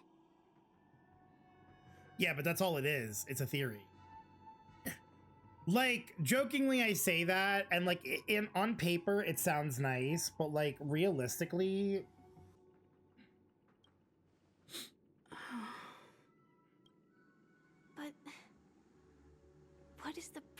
to attain all this? That's the big question. This the big question, baby. The cost is minute, merely a personal and eternal sacrifice. If this paradise is to be maintained for everyone, someone must remain trapped in solitary awakening until the end of the cosmos. Oh. Awakening. Which means that this so-called paradise is still a dream. Stepping into this paradise means forsaking reality, correct? It is not forsaking, but transcending. Flesh, blood, sorrow, weakness. If the physical is the root of spiritual suffering, it is only logical that we defeat it. He really believes this. But in this supposed bliss, people won't have defeated their demons. The chance to overcome their tribulations would be forever lost to them. In other words, it is an escape. That's another way of understanding it. But there is no shame in escape. On the contrary, the seeds of escape exist in everyone's hearts. Don't you agree, Miss Firefly? And as to why we sleep, it is because we are afraid to awaken from our dreams. You know what's funny? She said this exact same thing on the rooftop in 2.0. But this is not in conflict with the grand plan. Only in acknowledging this can we truly understand the frailty of human nature, and from there, show compassion and protection. Do you know what I just realized? His mindset on all of this, right? Whether he was like manipulated by the Dream Master or not, or whether it's like a mix of like being influenced by the Dream Master and his personal experiences, like he genuinely thinks that this is like the right solution, right? But you know who else had a very similar solution when it came to putting everyone in a dreamlike state and creating a utopia where nobody like would have to like deal with their struggles? Fucking Kevin Kaslana in Honkai Impact 3rd. Like, there's obviously like other examples across like other series and stuff like that, but talking strictly about the Hoyoverse, Kevin had a similar like plan. And Welt literally explained it to us in 2.1, because Kevin was the one he was referring to when he was having his conversation with Acheron. So they literally foreshadowed and hinted at this in 2.1 with a different person's story. That's crazy.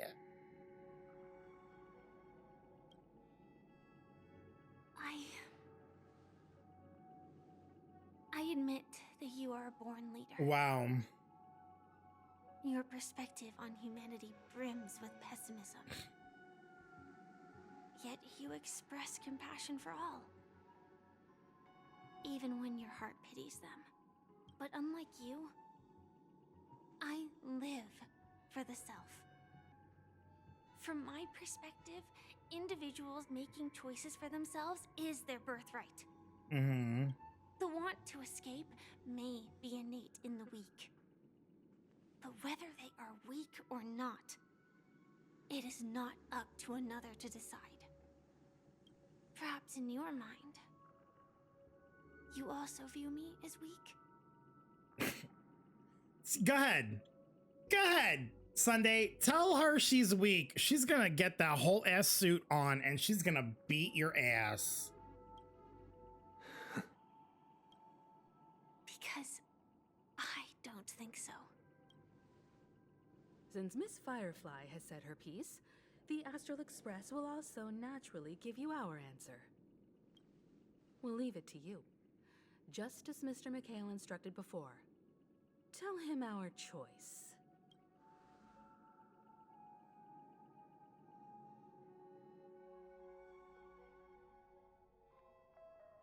What is this place? Misha baby. Does this place ring any bells, Misha? I don't know. But I feel a sense of deja vu. What is this place? Girl, this was the place where you were screaming Mikhail's damn name. It's the realm within a dream bubble.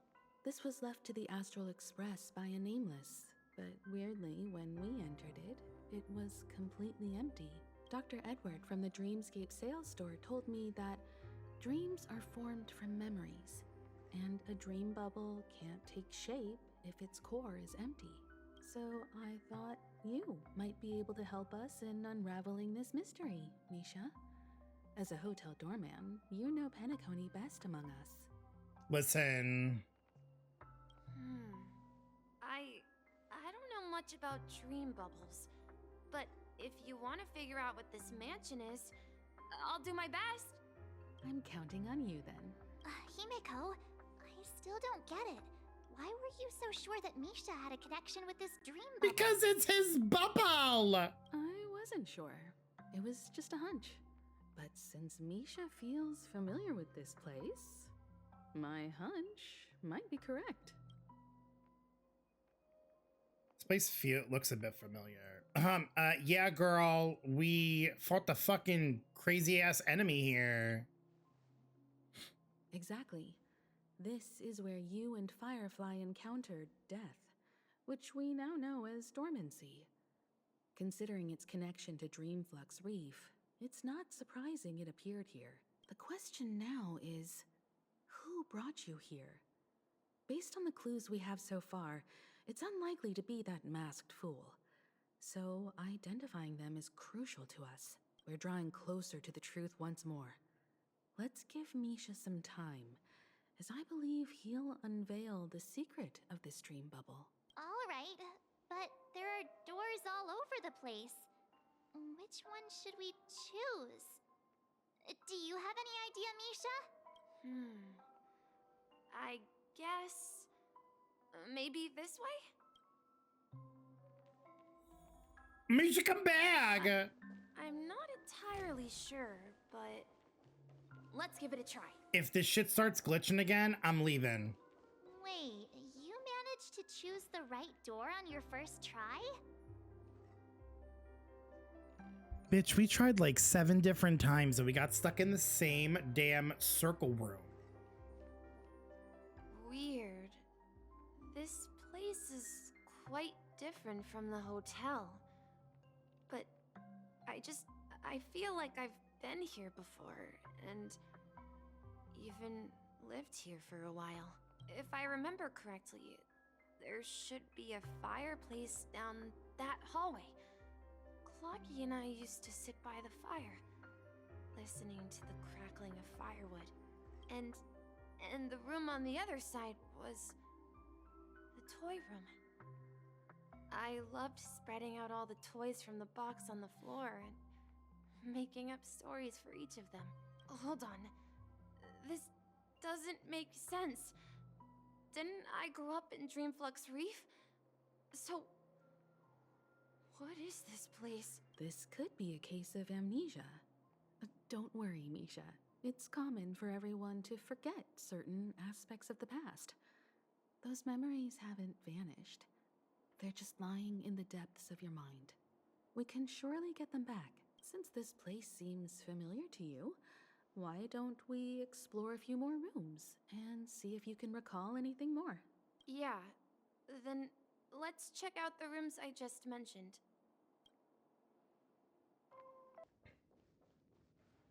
Mikhail, that's the name. Now we all know him as the Watchmaker. Okay, is Misha gonna remember the name? So, who is he talking to? Do you know anything about it, Misha?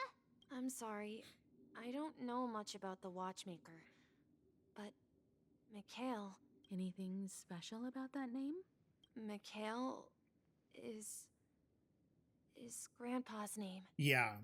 Grandpa? Yeah. Do you mean you're the Yeah. watchmaker's grandson? Yeah, we nailed on the head. Nailed it.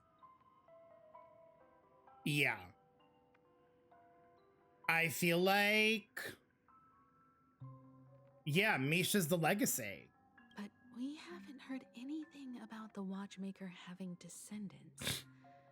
And the name Mikhail is not rare. Perhaps it's merely a coincidence. Could you tell us more about your grandpa, Mikhail? Yeah, sure.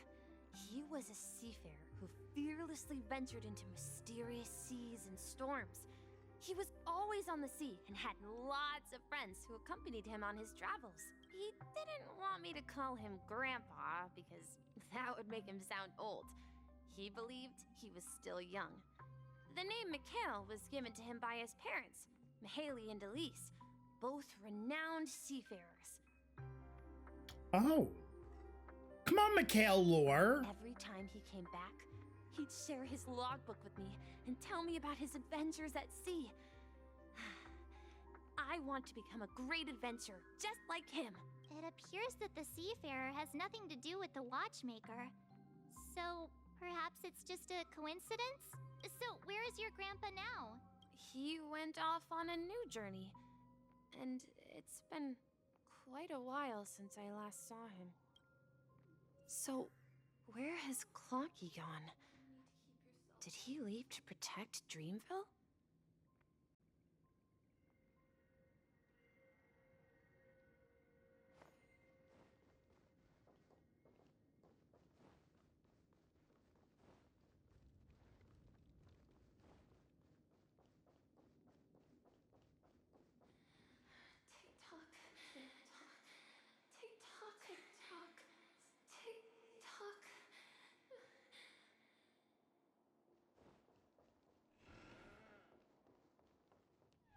I heard some noises from the room.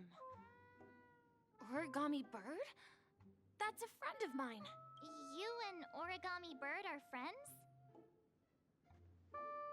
Yeah. It's a member of the Compass crew. Just like Clocky and Miss Mirror. There's a Miss Mirror! Origami Bird. They are a big family with lots of brothers and sisters who look the same.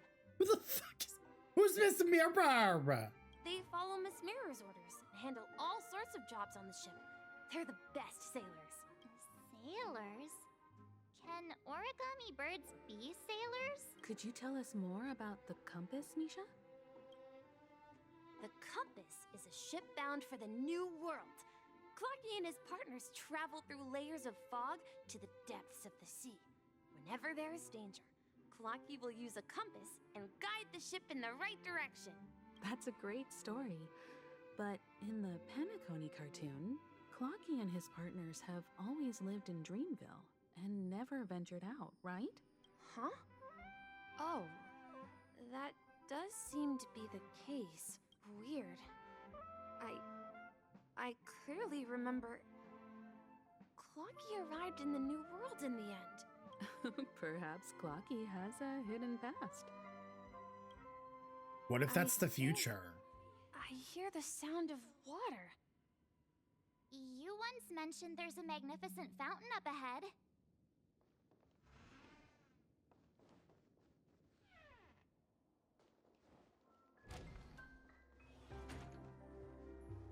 Look, there it is!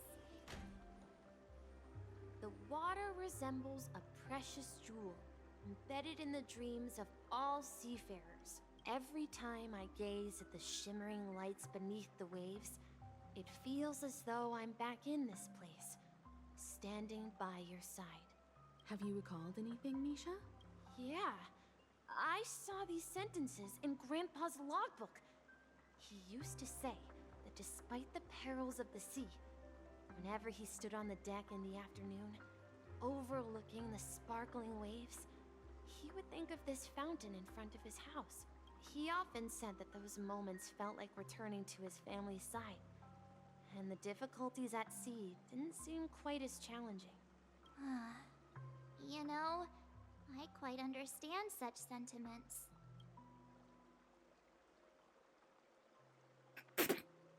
Girl, I don't need her decking me in the fucking jaw. I'm not an elder. I was just being a bit sentimental. Perhaps every adventurer far from home carries a fountain within their soul.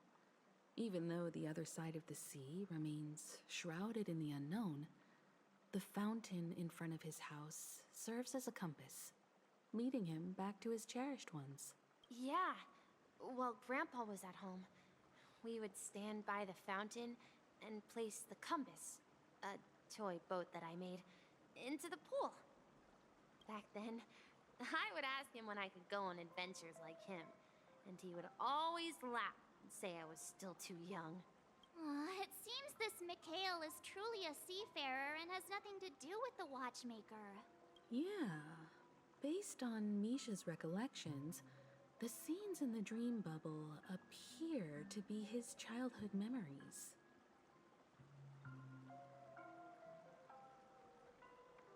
Interesting that Himiko said childhood memories. And Misha's a child. And has the same outfit that Zed corpse had on. But this raises more questions. According to Misha, he was clearly born on an oceanic planet and led an ordinary life, with no connection to Penacony at all. Could this be some sort of metaphor? Perhaps the sea refers to the memory zone. Yeah, I'm sticking to my guns on my theory that this is like the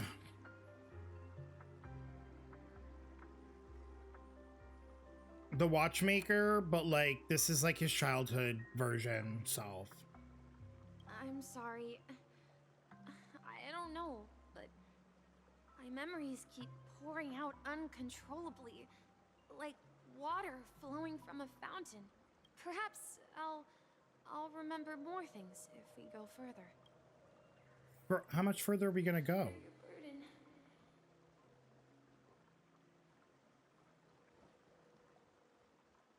We're going to the opposite side, right? No, we should turn left here. Huh? Something feels different about this place. This is it. I remember this corridor. Up ahead is Grandpa's study. It was in that room that I saw him the last time. Captain Misha! We've overcome so many challenges! We've arrived at the new world!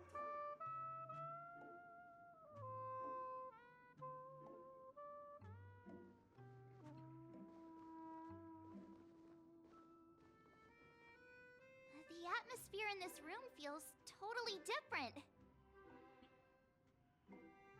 Misha! You finally come! Clocky! You're here! Huh. Yeah. This is the room where we first met each other. Are those books on the bookshelf logbooks left behind by that seafarer? Yeah. Whenever he came back, he placed a logbook on the bookshelf in his room.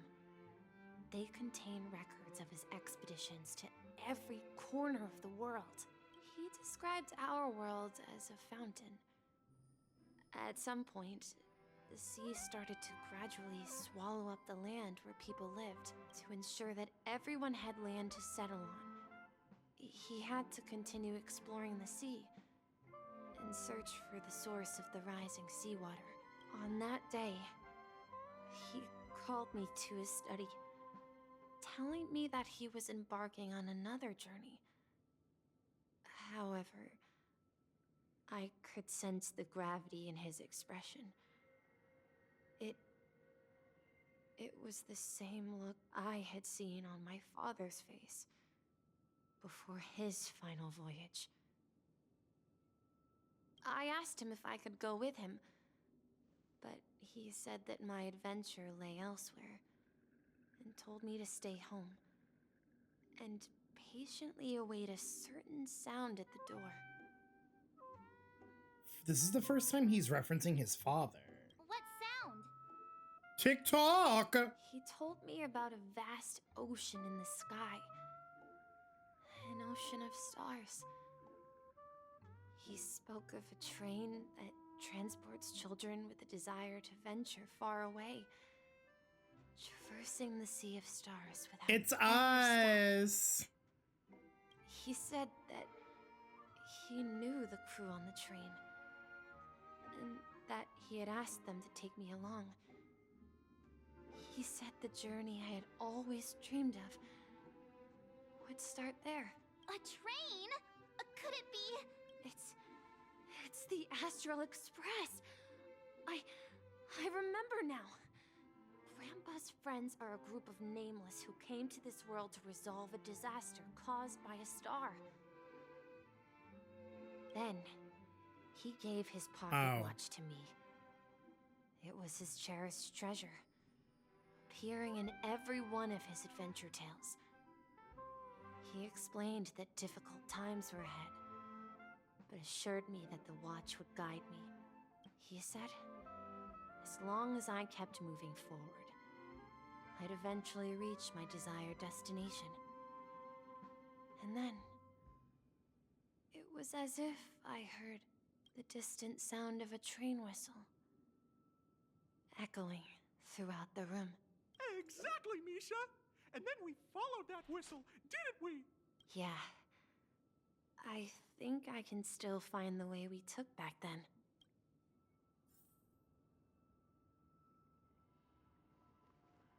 This is the dream jigsaw, right? So we're supposed to find the exit. But where can we find the last piece? Do you remember? You said you obtained a mysterious shard when you stumbled into this place. Hey, the shape seems to match. So this shard is also connected to Misha? No fucking way! Looks like we're just one step from revealing the truth. Let's get to the other side and investigate.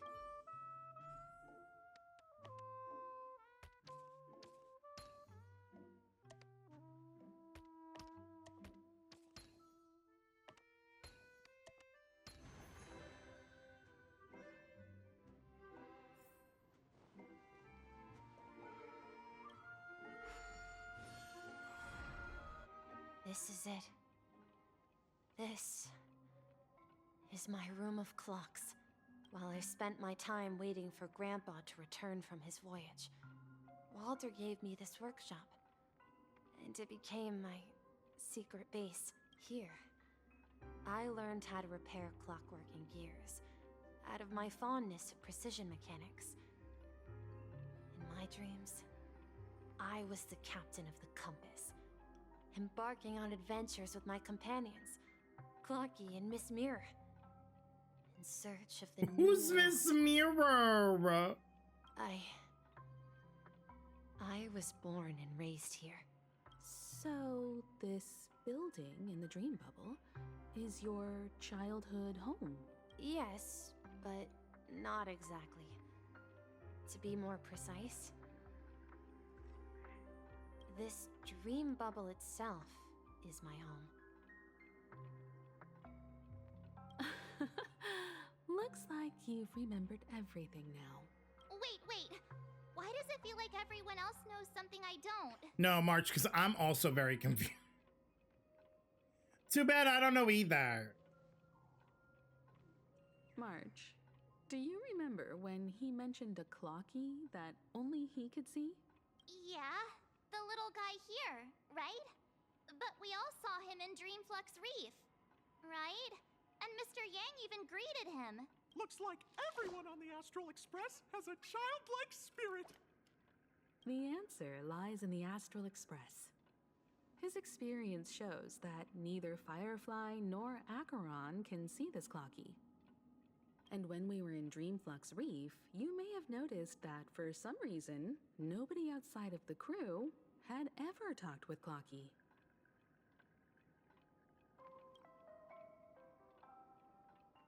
A mimetic life that can only be seen by a select few? It's just like a hidden message left by someone for the nameless. But Misha can see Clocky too, right? They even grew up together. But Misha hasn't started the way of the Trailblaze yet. That's the key to the mystery, March. Now, take a moment to recall. Have you ever seen anyone outside of the crew interact with Misha? No. Wait. No. No way! That's the answer, March 7th. This dream bubble is the place where I was born. And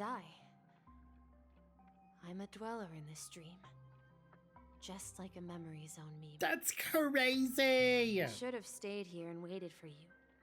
But when reality and memories merged, I unconsciously pushed open that door and left the bubble with Clocky. It's crazy. So he was the one that we needed. So when we originally checked the dream bubble, when Gallagher was with us, when there was nothing in there, it's because it left the dream bubble. Misha was the person that we were supposed to see when we were like looking into that dead ass corpse's bubble. So it's not that the Watchmaker's dream bubble is empty, but rather the stuff inside ran away? Yep. Misha said, I gotta leave. And the whistle you heard, was the sound of the express arriving at Penacony? That's one way to see it, but I believe there's a longer story behind all this. It's best for Misha himself to explain all the details. How about we start with your name? Now, should we call you Misha, or... Thank you all for helping me rediscover my true self. Now, please allow me to reintroduce myself. Please tell me I clocked this. I was born on Lushaka, in the Presmere system. Adopted by seafarers Mikhail and Char. Oh. They gave me a treasure. A name that carried their hopes. Mikhail Char Legwork.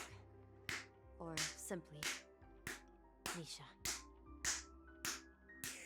It is his childhood self. Let's fucking go. Let's go. If you prefer, you can call me by a more familiar name. The Watchmaker. I knew it. So, you're the Watchmaker himself? Unfortunately, that legendary figure is no more. I am only a reflection of his life. Yo, this is so good. So good. As for the child who has been with you, he's the innocent protagonist of Misha's childhood dream. A friend of Clocky, a young apprentice, and a future mechanic on the Express. And this also marks the beginning of his journey, devoted to the Trailblaze. At the end of the journey, I left this little flame, which I so cherished, in my deepest dreams, hoping to pass it on to the nameless of future generations. Ooh, I'm gonna build him so hard. However, I don't even care. Somehow left the dream bubble and forgot all about Oh, after I'm done pre-farming for Boot I Hill? apologize for all the confusion this caused. We're building this bitch. Because he was born with a desire to trailblaze, wasn't he? I don't think Misha has forgotten his role as a guide. He remembered it, and that's why he mistakenly appeared as a hotel doorman in his dream from the very beginning. The one who brought our unconscious friend here must have been Misha. If that's the case, we encountered the Watchmaker's legacy from the beginning, didn't we? That's wild. Well, I have a sarcastic friend who says I always take big detours and end up back where I started. Perhaps that's what every nameless has to go through. But in the end, you found me. I'm sure you're all wondering what my legacy is. I believe my hound has mentioned the Stellaron and my wealth. If I may apologize, the Stellaron part is real. As for my wealth, however, it's nothing more than a baseless rumor. I left my homeland as a child and embarked on the journey of Trailblaze. I traveled to various planets until finally reaching Asdana, where my friends and I built the original Penacony and fought for its future ever since. I've been moving forward all my life, doing what I could to overcome the obstacles in my path.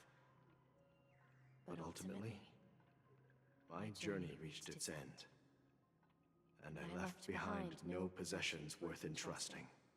So, if you ask what's left within this worn-out train engine that can be called a legacy, I suppose it's the things that are still burning in the engine's furnace. Now that you're well aware of the current situation of Penacony, I certainly hope that you'll help me get this world back on track. But I'll leave that decision to you, for the path of Trailblaze is never paved by others. Of course we're gonna help you, you fuck. Oh, what kind of Trailblaze allies would we be if we didn't help a fellow Trailblaze nameless? Like, come on. All I have for you is a story and 2 gifts. I want to give you my pocket watch. It has accompanied me throughout my long journey, guiding that naive child forward, and has been blessed with the presence of so many great people up to this day. And my hat, too. The one who navigated for me placed it on my head and planted a fanciful thought in my mind. The Trailblazing expedition will never end. Dude, I can't believe this. It's time for you to make your choice. Once you've made up your mind, open that door and enter the long dream of an old man. I'll be waiting for you at the end of this corridor. Okay. All right, everyone. Let's make a decision. Although I don't think anyone will have any objections. I want to witness the legacy. I object.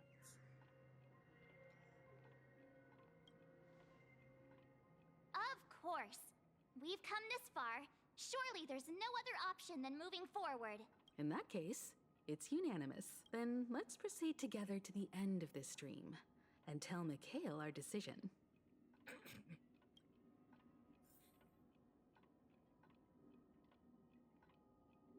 It's so weird to look at this. I'm like, oh, imagine like going back through 2.0 and looking at all the references again with the knowledge that you have from now and being like, what?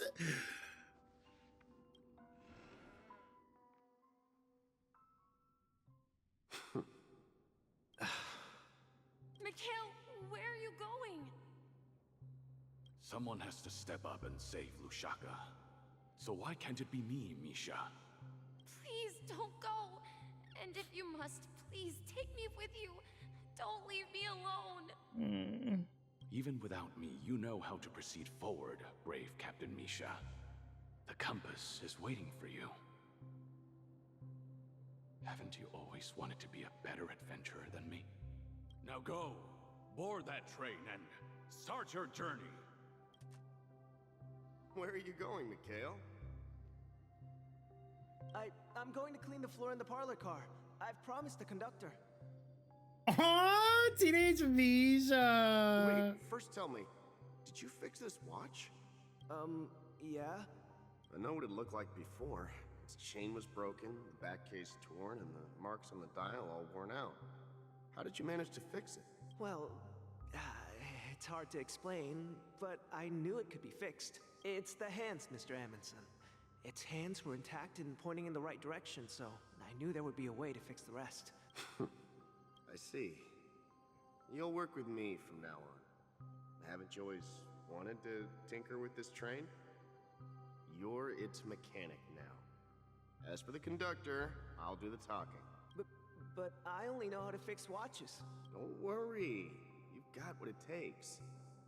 I'll teach you what you need to know. Where are you going, Legwork? It's time to head to our next stop. Granholm!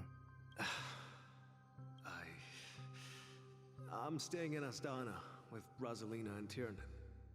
I see. This place reminds you of home. The people of Astana have only achieved a tiny victory and still have a long way to go towards true freedom. Hanunu needs us. Don't worry, not all journeys lead to the stars. Even if I leave the Express, our path of Trailblaze will continue. Yeah. I knew you wouldn't stay on the Express forever. Leave in peace, my friend. And, take this with you. This is Mr. Amundsen's hat.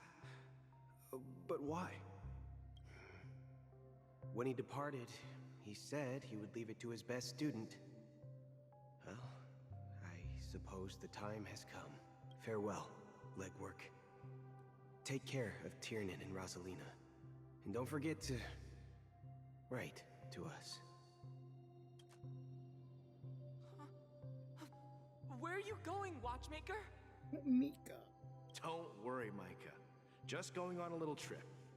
Someone has to be at the forefront of the interstellar frontier, and I'm the only former Nameless in Penacony. So why can't it be me? Because you're all we have. Have you forgotten about Tiernan? The cosmos is way more dangerous now. What will happen to Penacony if we lose you too? But what will happen to Penacony if we don't find a way out? Tiernan. How could I ever forget him? I've spent countless sleepless nights asking myself why I didn't go with him back then. We Nameless won't stop. Don't worry, Micah. It's just a matter of getting back to my old profession. Just wait for me to come back. But if, and it's a big if I don't come back in one piece, then you'll become the next Watchmaker. Where are you going, old man? Oh, you're here. Answer my question. What are you up to? Relax, Gallagher. I just came up with a great idea. Wanna hear it? He's old now. Oh, come on. Aren't all your ideas just ways to get yourself killed? I may be blunt here, but you're the last remaining hero in Penacony. If you die too, the secret of the Stellaron will go to the grave with you. Yes. I'm afraid there's no way out in Penacony, so I'll have to consider alternatives beyond Astana.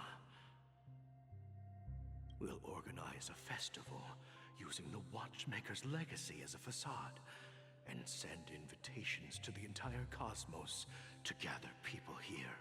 So, a desperate struggle against the family?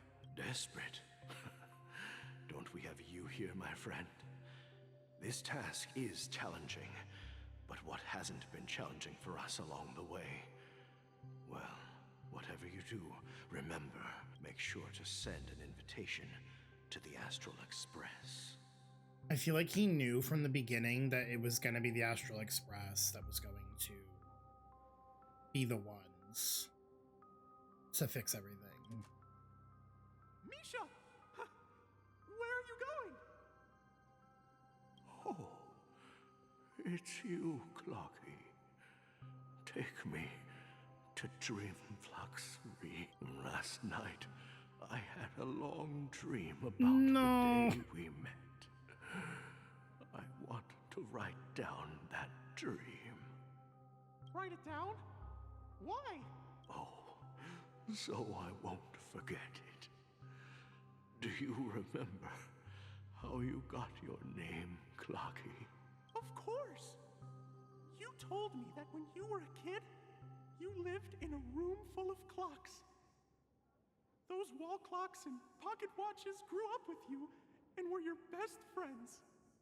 Yes, but what I didn't mention was there's a funny misunderstanding behind it. I was a kid, and there was always a special pocket watch in my memories. It was with my grandpa, guiding him on his sea voyages and leading the way in his every adventure story. I wanted to have a pocket watch like that too. And that's when you appeared in my dreams. Yeah. Every night, we boarded the compass and set sail together. But you know what? It wasn't until the day my grandpa gave it to me that I realized it wasn't a pocket watch at all. It was a compass. So, your name should have been Compassy. Not Compassy, please. I'm trying to cry. Don't make me laugh. And the watchmaker is just a nameless. We've arrived at Dream Flux Brief. So, where to next? You know, Clocky, I don't think I'll be going anywhere else.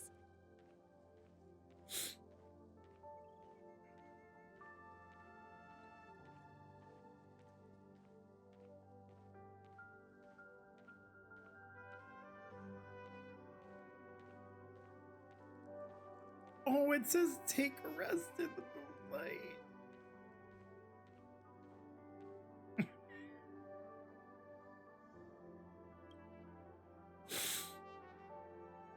I've traveled far enough, and it's time for a little break. Oh. So, we'll set out again. When you're rested? No, I'll stay here. And then, this is where it ends. This is where it ends? What do you mean, Misha? You told me that the trailblazing expedition would never end. Yeah, that's what I said. So now, it's up to you to decide your next destination. My next destination? What's that supposed to be? I've been following you, Misha. You're acting weird today. If you're feeling down, we can just do what we usually do. With the clockwork. No, I'm not feeling down. As for clockwork, yeah, it resolves all problems in this dream.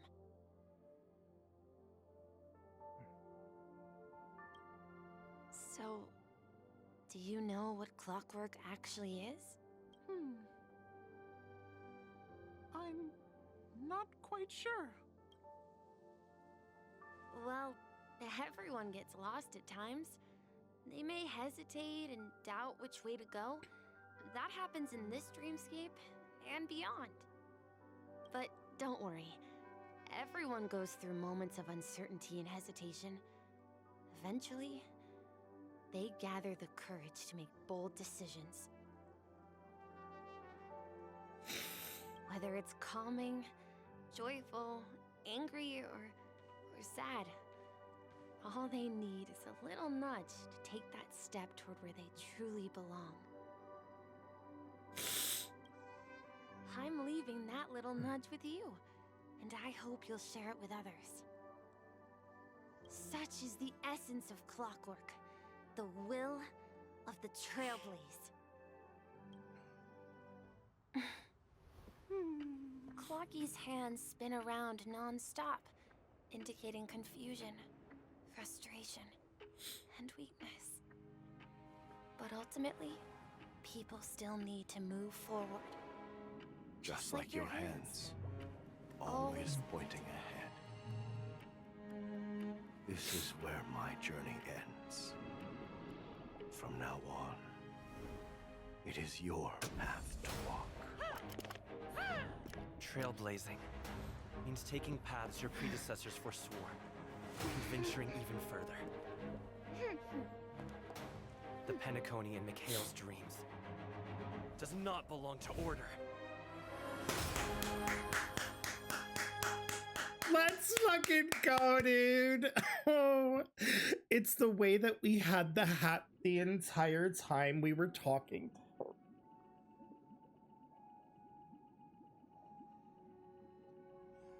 Oh my god. That was so much. Oh. I can't believe that Eon would cast a glance at Penacony at a time like this. Is it because of the resonance from the legacy of the Trailblaze? Or perhaps the bond between you is so strong that it even impresses an Eon? Babes, they've always been here. You just have been blinded by some bitch ass Eon that got fucking ate the fuck up and didn't learn to let it go. Well, there might be another possibility. Perhaps they want to witness, on behalf of the fallen Eons, who will hold the future of Penacony. If that's the case, on behalf of the Dream Master of Penacony and the 107,336 members of the Oak family, I'm extending a formal invitation to all of you. I'm cordially inviting you all to the Penacony Grand Theater to participate in the upcoming Charmony Festival. And, of course, you won't be in the audience, but on center stage, since the future of the Stellaron, Penacony, and even the entire cosmos is at stake. Let's draw a conclusion there. In all fairness, if you truly believe in Akavili's path, then show me their courage and determination.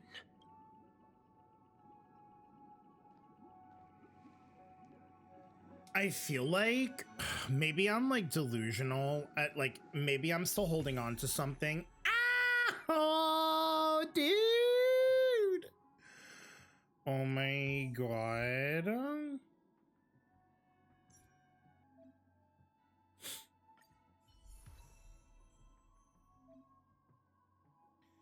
You can trial the current path here to further understand the combat.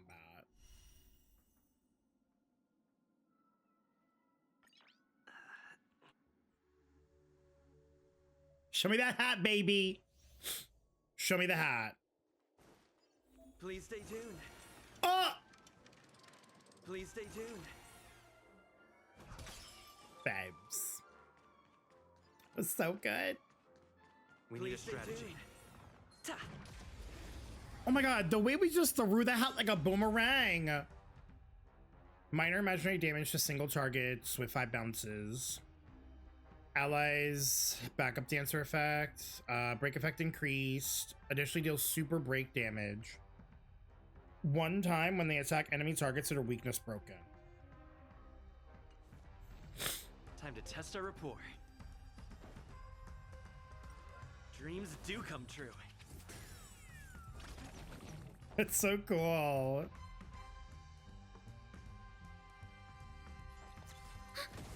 It's time. In the mood for...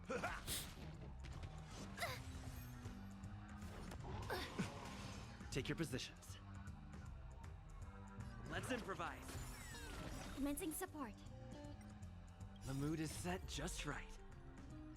Look at the stance. Let the show begin.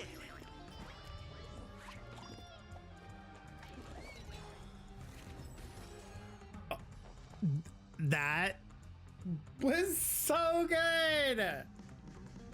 Ready for another? It's time.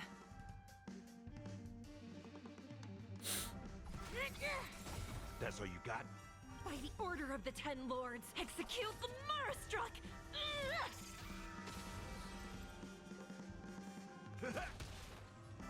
What? Dreams do come true. Did that say 92K break? Ready for another? Do you admit this crime? What the fuck? Need data secure. Net markers activated. Time for a good old counterattack. Break meta is here. Step up, let's see ya. Break meta is here, baby. The break meta is here. Oh my god.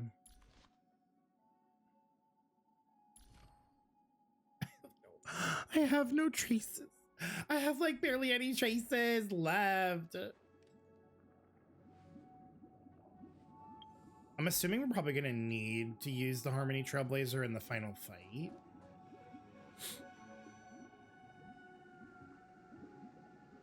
Well, let me just see what happens. Does that mean he wants to fight us during the Charmony Festival? I'm afraid so. This is weird. Aren't Arc villains usually plotting some dirty conspiracy in the end? But he actually said something like, in all fairness. Could it be that he's underestimating us? Honestly, I think this is Sunday's like last ditch effort to like, I think he wants us to win. Well, in my opinion, Sunday is deeply committed to his own philosophy and genuinely wants to prove that the Order is right. I sensed a strong conviction and a desire for dominance in him. Maybe he won't accept the outcome unless he wins fair and square. That's why he'll give it his all in the upcoming battle. I flexed on him too hard with my peak swag. Guess I messed around and found out, huh? Who wrote this? Who the fuck wrote this? I'm picking it. You. Every time an important moment arrives, you hesitate. March is so done with our shit on Penacony. Dealt with a Lord Ravager of the Destruction, so a follower of the Order won't be a big deal. Anyway, we can't leave the Stellaron unchecked. This is about trailblazing a bright future for Penacony and fulfilling Mikhail's and his predecessors' long-cherished wishes. Now that we've taken up the mantle, we can't afford to fail them. However, the same applies to the Order. Their plan didn't materialize overnight, and they have the profound collective consciousness of the planet of festivities behind them, a desire to dream, to slumber and escape reality. All those hidden emotions have given birth to the sweet dream of the Order. They've harnessed the will of an entire planet to create an eon. This confrontation is far more complicated than a simple power struggle. To secure Penacony's future, fighting on the stage alone is not enough. What do you mean? Are you not coming with us? I believe Firefly is trying to say that she's heading off to another battle. She said, Elio's script's not allowing me, babes. Before I left, the Destiny Slave told me that this journey would bring unforgettable rewards. Even though the script he gave me only had a few lines, I couldn't ignore them. Because one of the lines said, I'll experience death 3 times in the land of the dreams. 3 times? This can't be serious, right? The first time was a painful death when I was stabbed by the Blade of Dormancy, which led to all subsequent events. The script will always come true, but in a way that will only be revealed when that page is turned. So now I've understood the meaning of my second death. And I am prepared to face it. If all goes well, my efforts will provide crucial support for you. Only By achieving victory in this battle, can we secure a future for Penacony. And only then, my third and final death won't come true in the most terrible form. The most terrible form? Does that mean... The true death. Where everyone in Penacony loses themselves completely in the eternal sweet dream of the Order. We must do everything we can to prevent that. Have you made up your mind, Firefly? Yes. Otherwise, I wouldn't be here. Thank you again for your assistance for the Astral Express. May we meet again, in reality. Yeah.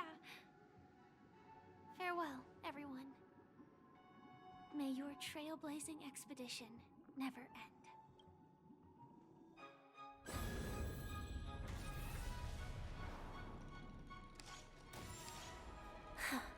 No! I dreamed of a scorched earth. Everyone, are you ready?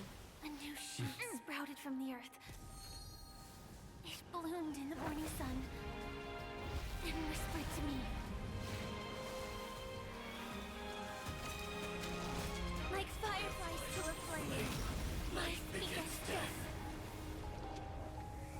May we meet again in reality. Stop! Stop it with the song! I literally just got done crying for Misha. I can't do this. I can't do this. After today, Japella's name will disappear from cosmic history, and the Everflame Mansion will take its place. In the not-too-distant future, you'll receive an invitation. That's your next stop. Land of the dreams. Penacony. I hope you find whatever you seek there. Be it answers or salvation. You mean my 3 deaths? Silverwolf told me about it. It's such a shame that it's not part of my script. Blade, you have a really weird way of showing, like, compassion. I mean, you should have calmed down. Well, I want to live. I'm never afraid of death. The opposite of death is eternal life, and that's something I'll never desire. People die, and I am no exception. Death is like a script, a fate that cannot be defied. But that's exactly why we have to choose where we want to rest forever. Do you exist just to perish? Are you not the same, Blade? The end you desire is not one dictated by others. If I were to die now, I would only be a weapon. I believe I should die as a human, though its definition escapes me. Isn't this the answer that ordinary people look for their whole lives? A name that can be carved onto their tombstone. The tombstone that belongs to me once bore the inscription, Glamoth's Iron Cavalry. Then it changed to Stellaron Hunter. But one day, it will bear the name Firefly. And all the brilliance she showed at the end of her life.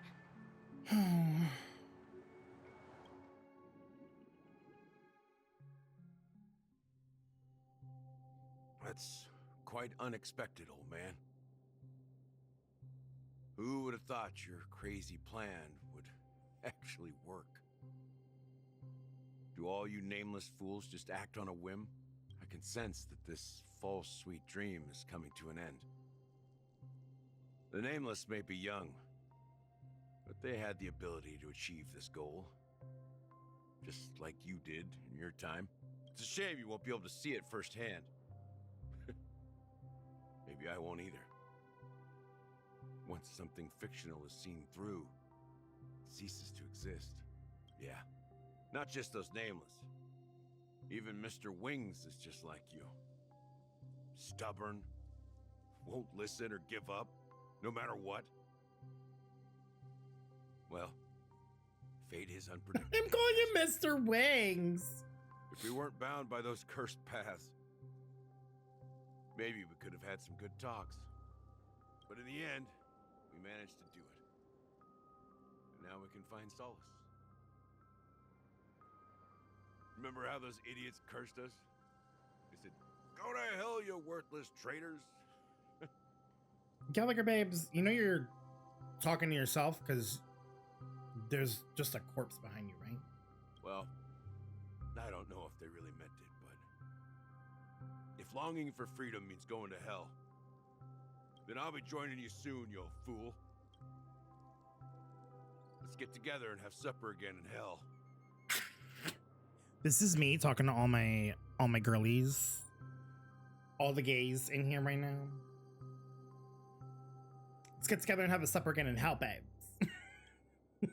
Since that's where we're going. Oh, I almost forgot. There's one more thing. Here's to you. A glass of hello and goodbye, Trailblazer. To the imperfect tomorrow. What? It's warm here, isn't it? You're lucky to have found shelter from the rain. What the fuck? Fresh berries in this desolate place. I was just following the scent of life. It's particularly strong in a place like this. It's a shame these berries don't have much flavor. Seriously? In case you didn't know, this fruit is pretty juicy. The only downside is that when you chew it, it becomes extremely spicy.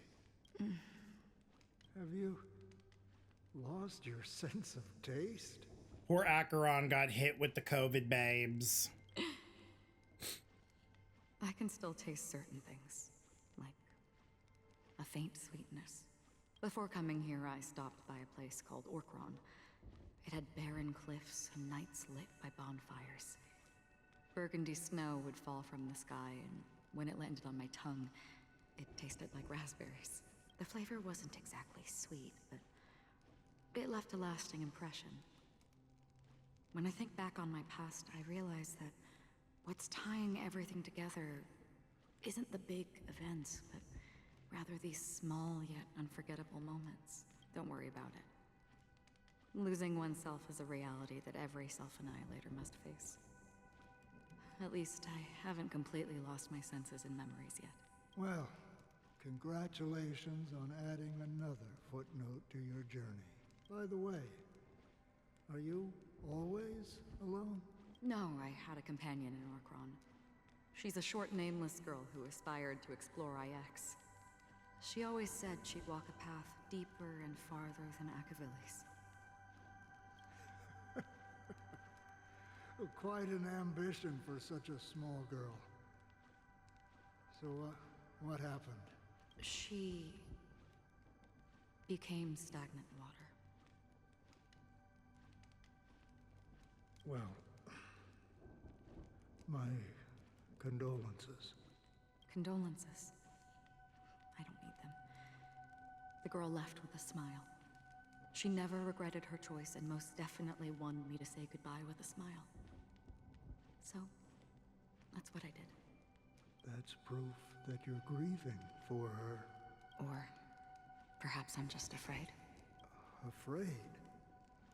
I rarely sense that emotion from you. What do you fear? I'm afraid I'll forget the 30 days I spent with her. Just like all the other days in my life. Most of them have already washed away with the rain, disappearing into an unseen. I fear that those vivid red memories will fade away too. There isn't much color left. And besides this faint, warm red, there's almost nothing. Hard to imagine. A ranger accustomed to bloodshed, destruction, and chaos, finding warmth in the red color. Because I have experienced this warmth many times. Long ago, I promised someone that I'd bring it to more people. And that for every remaining moment of my life, I'd strive for a better ending for all. As long as this red color still lingers, I have a chance to fulfill that promise.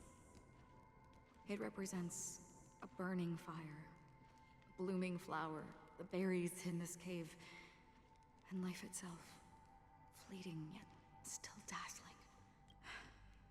In the end, it will lead me beyond the horizon of existence. And on the other side, I will cut off nihility. The one blessed by the sleeping and shapeless is considering how to kill them. That's truly pure nihility. But you're right about one thing.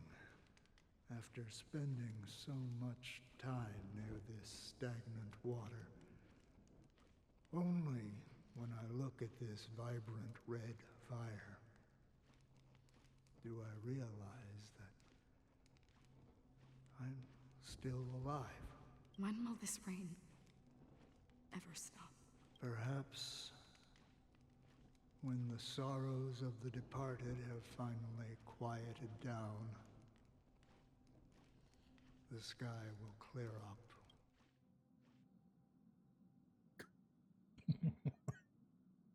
We still have 4 system hours. Have you heard of a planet named Biari Scamandros, Don Hung?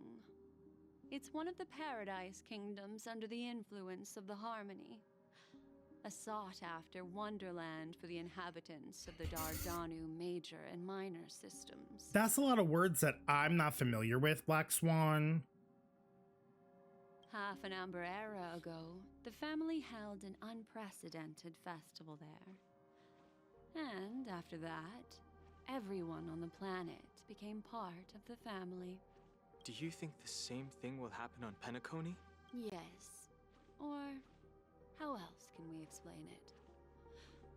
The family deliberately used the Watchmaker's invitation to keep all the Pathstriders here, but banished the Emanator of the Nihility. Because of the Nihility, I'm rarely affected by the power of other paths, but somehow I can unconsciously infiltrate them. Maybe that's the risk they're trying to avoid. I would disagree. Biari Scamandros is not part of the credit system or connected to the Silver Rail.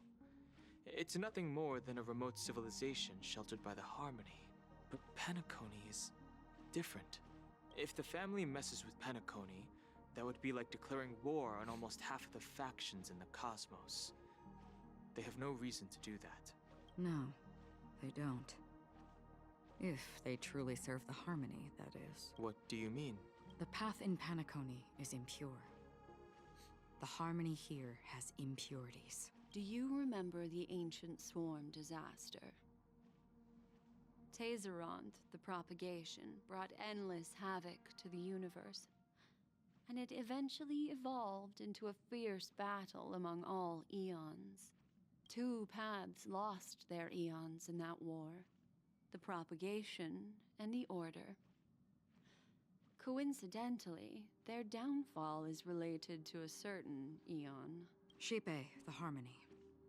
Legend has it that they participated in the crusade against the Imperator Insectorum and devoured Anna the Order for unknown reasons. Holy forgaroni.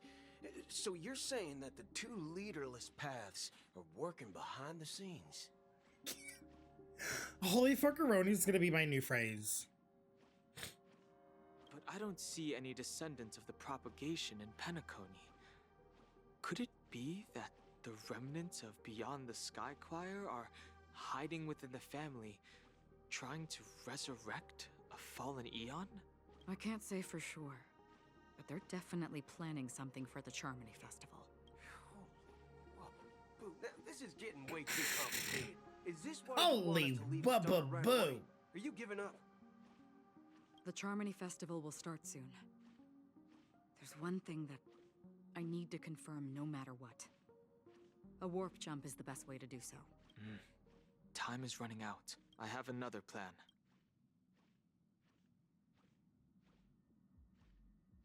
Hold on. Are you thinking of using the Jade Abacus of Allying Oath? Exactly. The assistance from the lawful Cloud Knights would be enough. Think it over carefully. You can only use that once in your lifetime. I have considered it thoroughly. My companions are... they're also once-in-a-lifetime treasures. No, Don. Don Hung.